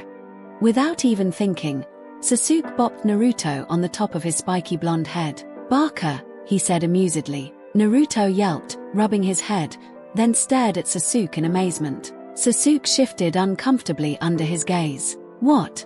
The Uchiha said awkwardly. Naruto smiled. Nothing, Sasuke. Nothing at all. Sasuke returned the smile, and Tsunade decided she needed a drink. All right, all of you out of my office now. Itachi, take you and your brother to Busho's weapon shop and trade in those pathetic excuses for swords. Naruto, wait a minute. There's something we need to discuss. Itachi glared. I made these blades myself, he reminded Tsunade. Busho could smith circles around you. Itachi, Sasuke, that sword is inherently evil. Give it to Busho to play with for a day or two and you'll be surprised with the results. Sasuke bowed, and he and Itachi left. Hinata, please leave. This conversation, for now, is for Naruto alone, Tsunade said firmly. Head home to your family. I'll come by later tonight, okay? Naruto asked. Hinata answered by way of a peck on the cheek, and left. When the door shut, Naruto turned around to face a very serious Hokage. This simply wouldn't stand for Naruto. So what's the deal, Baa-chan? Naruto asked cheekily. Sit down, brat, Tsunade replied without so much as batting an eye. Naruto sat, all trace of humor gone from his visage. So, You have accomplished what you set out to do and fulfilled one of your promises. Sasuke has returned to Konoha, and we have you to thank for it, Tsunade said, as though relaying a prepared speech. Naruto nodded. So what now? I mean, with the threat from Orochimaru gone and a serious blow dealt to Akatsuki, what remains? How are Konoha's relations with the other villages? Tsunade grinned. Well, we are on neutral terms with the Rock, though they have yet to find out that you are the Yondame's son. They'll probably be a little miffed at that, but I'm not too worried. The Mist's Kage has sent a formal letter of thanks to Team 7 for eliminating Zabuza as a threat, and we are on good relations with them. Grass has forgiven us for killing so many of their genin in previous Chunin exams, and Cloud has sent formal apology for the attempted abduction of Hyuga Hinata and their murder of Hyuga Hayashi's brother. Naruto nodded. And what about Sand? How's Gaara doing? Tsunade's grin became wider. The Kazekage wishes that Uzumaki Naruto be informed that he is well. When Gaara became the Kazekage dash. Weoot. Gaara is the Kazekage. Naruto interrupted. Tsunade nodded. Hi, and one of the most respected ninja in Suna. Achoo.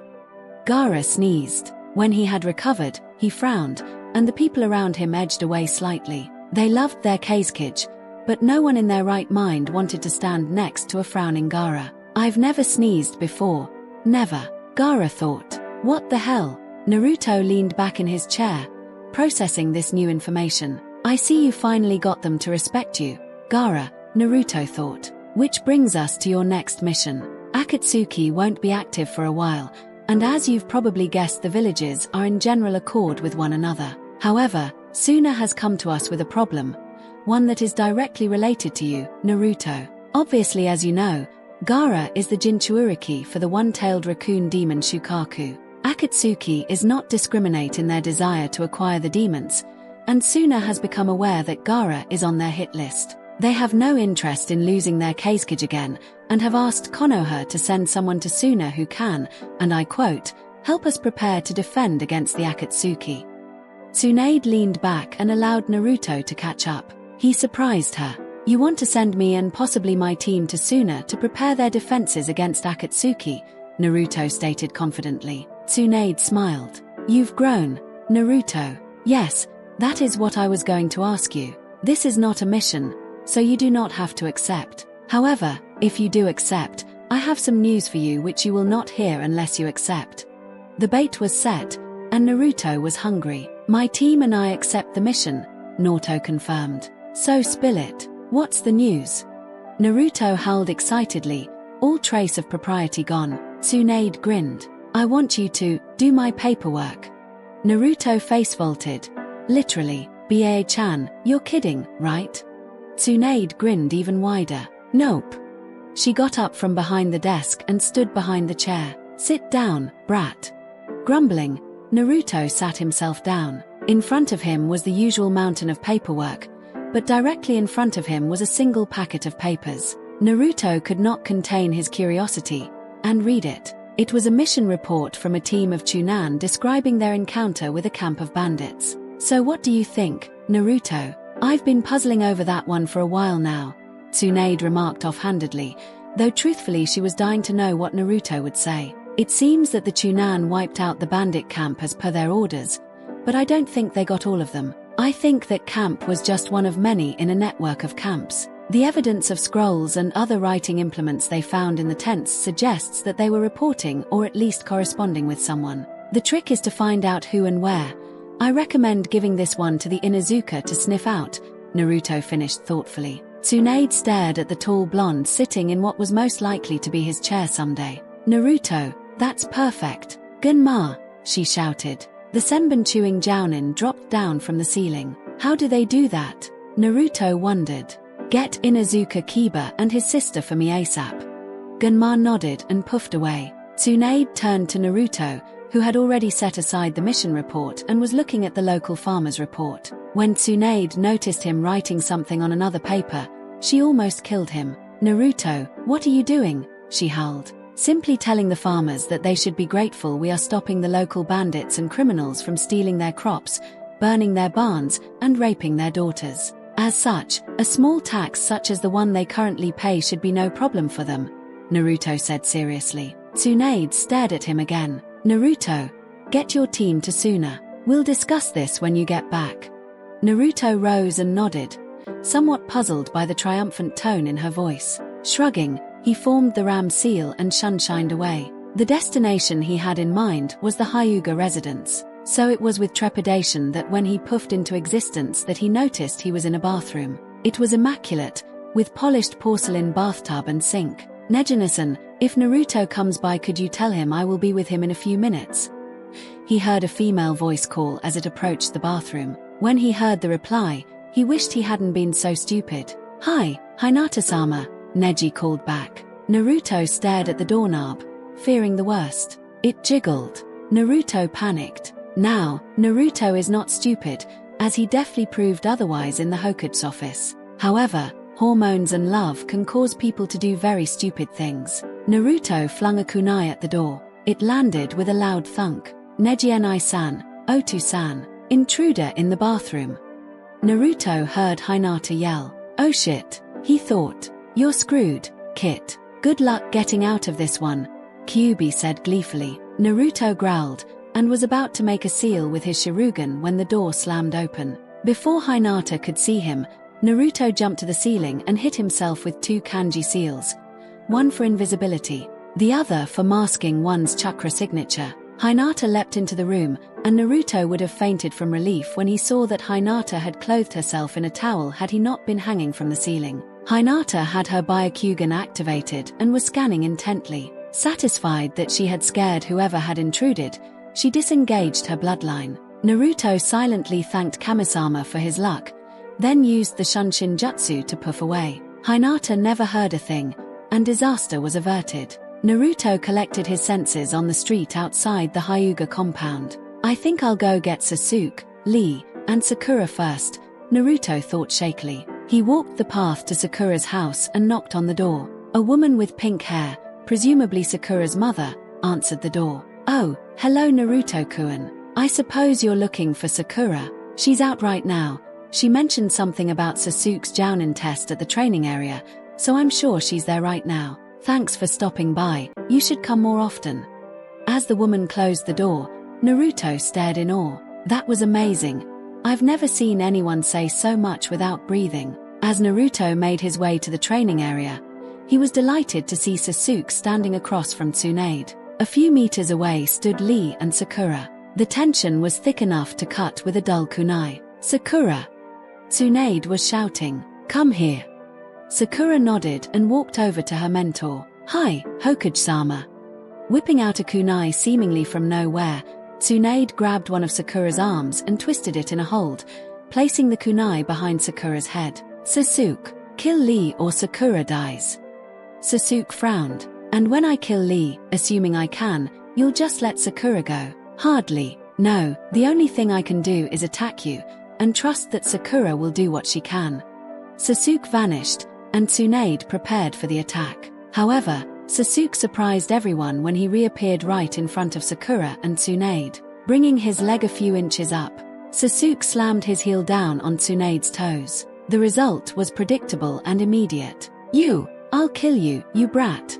Tsunade howled, wringing her foot out. In the confusion, Sakura was able to escape Tsunade's hold and stand next to Sasuke. When Tsunade recovered from her shock, she shook her head ruefully and chuckled. I'm getting to be as old as Sarutobi-sensei, it seems. Congratulations, Uchiha Sasuke. By showing your ability to think rationally about a situation and judge accordingly, and proving that you possess the ability to do what is necessary, I promote you from Genin to Jounin. You are appointed to Team Naruto, and will depart for Suna immediately to oversee their defenses against the Akatsuki. Tsunade said confidently. Sasuke nodded, a small smile on his otherwise impassive visage. Well, now that that's over with, let's go team. We're going to pick up Hinata-chan and head on out. The quicker we leave the quicker we come home, Naruto ordered. Sasuke and Lee nodded and hied, while Sakura simply shook her head. The journey to Suna was long and boring, covering the good part of a week. Naruto took this to be a sign that their mission would be, in fact, long and boring. Then Hinata had to step forward and catch Naruto before he face-planted in the sand after tripping over his own feet. Naruto-kun, What's the matter? Hinata asked worriedly. Naruto shook his head furiously and pointed towards the horizon. Sasuke, Hinata-chan, activate your Dujutsu now. Naruto yelled. Sasuke frowned. His Sharingan was already engaged. He peered towards the horizon, focusing his sight, and almost followed Naruto's lead and collapsed. The outer wall of Suna was a charred husk. Bodies lined the tiered wall of sand and blood was splashed all over the ground. Behind Naruto, Sakura vomited. This destruction, Lee wondered aloud. Did Akatsuki already get here? Naruto nodded. It's the only explanation, since Orochimaru's out of the picture. Proceed in line formation on full alert. Sasuke, get behind Hinata-chan and in front of Sakura. Sasuke nodded and acquiesced. As the team of Jounin approached the village, they noticed a large plume of sand rise into the sky. Gaara is fighting whoever Akatsuki sent to this desert. Double time! Naruto shouted, and they became blurs as they hurtled into the center of what could only be described as a large crater. Gaara, Naruto thought. Hang in there. As Naruto and his team leapt across the rooftops of Suna, they were greeted with an interesting sight. Gaara was standing on one particularly tall rooftop. His sand was flowing out of its gourd in a circle around him. He guided the chakra-filled sand with his hands, directing it to attack, parry, riposte, and generally be a nuisance to the black-cloaked man he was fighting. The Akatsuki member was a sight to behold. He wielded a large scythe with 3 blades on the pole and had decorated his face with strange markings. Every now and then Naruto's keen ears would pick up a shout of faith. As they approached the battle scene, Hinata drew level with Naruto. Naruto-kun, that Akatsuki's partner is standing over there, Hinata whispered, motioning with her head towards another building. Naruto nodded and gave the sign to halt. As his team gathered around the blonde shinobi, Naruto outlined his plan. All right team, there are 2 Akatsuki S-class ninja here to deal with. I'm not asking that we kill them, only that we drive them away. They are probably under orders to preserve their lives at all costs due to the fact that recently we have eliminated 4 members of their organization, not counting Orochimaru who defected. So here's the plan. Sakura-chan and Lee, you 2 go help Gaara fight the dude who doesn't know what a scythe looks like. Hinata-chan and Sasuke, you're with me. We're gonna ferret out the scythe dude's partner. Split. And with that, they became blurs. Gaara dodged the scythe yet again, then had to jump as the thrust of the 3 blades became a horizontal slash. As he rose, he drew his hands in and thrust them towards the sky. Hayden jumped into the air, twisting to avoid the sand and slashing at what he couldn't dodge. As he returned to the ground, he attached a chain to the end of his scythe. Grinning wildly, he threw the 3-bladed death dealer at Gaara, who took the blow in the face before dissolving into sand. Growling, Hayden yanked on the chain forcefully, catching the pole as it flew past him. Gaara emerged from the sand of the building a few meters away from the Akatsuki. As he did so, he was joined by Sakura and Lee. Without any preamble, Sakura checked Gaara for wounds. What are you doing? Gaara asked monotonously. I'm checking you for wounds, but you seem to be unharmed. As usual, Sakura remarked dryly. Gaara nodded. That little fact about me is now more important than ever. You see him there? He pointed to Hayden, who was watching the newcomers intently while licking his scythe blade. His attack consists of a ritual. See that circle he's standing in? He's painted them all over the city. If he gets your blood on one of those blades, you will die. You either not get cut or keep him out of the circles, Gaara finished. Sakura stared. How did you figure this out? She asked incredulously. Lee muttered something about the fire of youth, glad that Gaara was not known for exceptional hearing. I watched from my office the guards at the entrance to the village. I watched as the first was torn in 2 by his blade. Then he just reached out and nicked the other. The last guard jumped away, then suddenly his chest exploded. I assume the rest of the ANBU here got the same treatment unless they escaped. Gaara suddenly moved away from Sakura and Lee. They too leapt back as a scythe whistled between them, only to return to its master's hand once more. Okay, that's enough. My lord demands sacrifices. Hayden shouted. Time to die. He left his circle then, speeding towards Lee. This fruit cup is the first to go. Hayden howled silently. He whipped the scythe over his head towards Lee. Too fast. Hayden thought triumphantly. Wham! The scythe was stopped, but neither by flesh nor sand. Lee stood there calmly, the pole of the scythe caught and held fast in one hand. Haydn grinned triumphantly. "And now you die," he shouted, yanking on the scythe with the intent to cut his hand. Nothing happened. The scythe didn't move, and now Lee was grinning rather annoyingly. Haydn yanked again and cursed. "My guess is that you've trained extensively, almost exclusively with this scythe," Lee remarked conversationally. "I'm sure you are very strong. However..." And Lee dropped to the ground, shooting out a foot which collided with Haydn's kneecap. His leg fell away, but he was able to yank the scythe out of Lee's uncaring grip. "I too am strong." Lee grinned and settled into his Gauken stance. "So come, girlyman."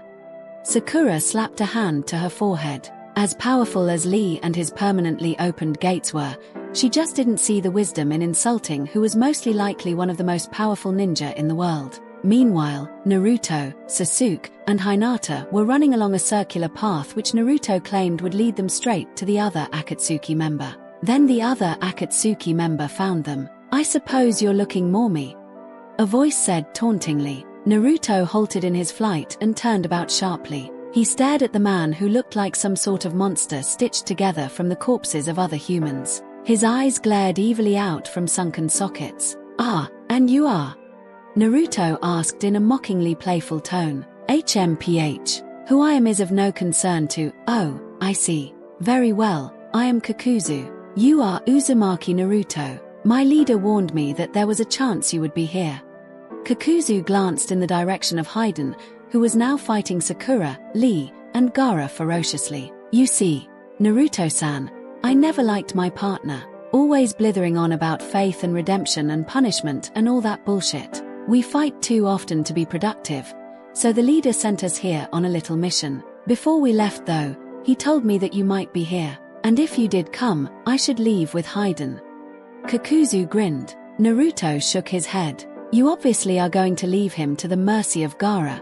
But why? Akatsuki only has, like, 5 members left." "4, when we kill this Haydn person," Naruto said, confused. Kakuzu, rather uncharacteristically, winked. Then he exploded. It would have been rather comical if the blast wasn't the equivalent of several exploding tags going off. The ensuing heat and force knocked Naruto across the village. "Naruto-kun!"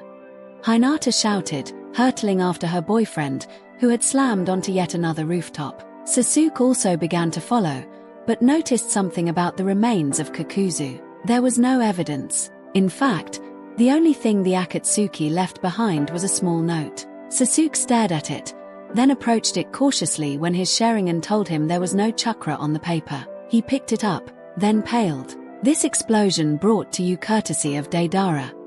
Sasuke looked behind him at Naruto, who was rising groggily aided by Hinata. "What the hell is going on?" Sasuke wondered. That is the end of the video. I will see you next time.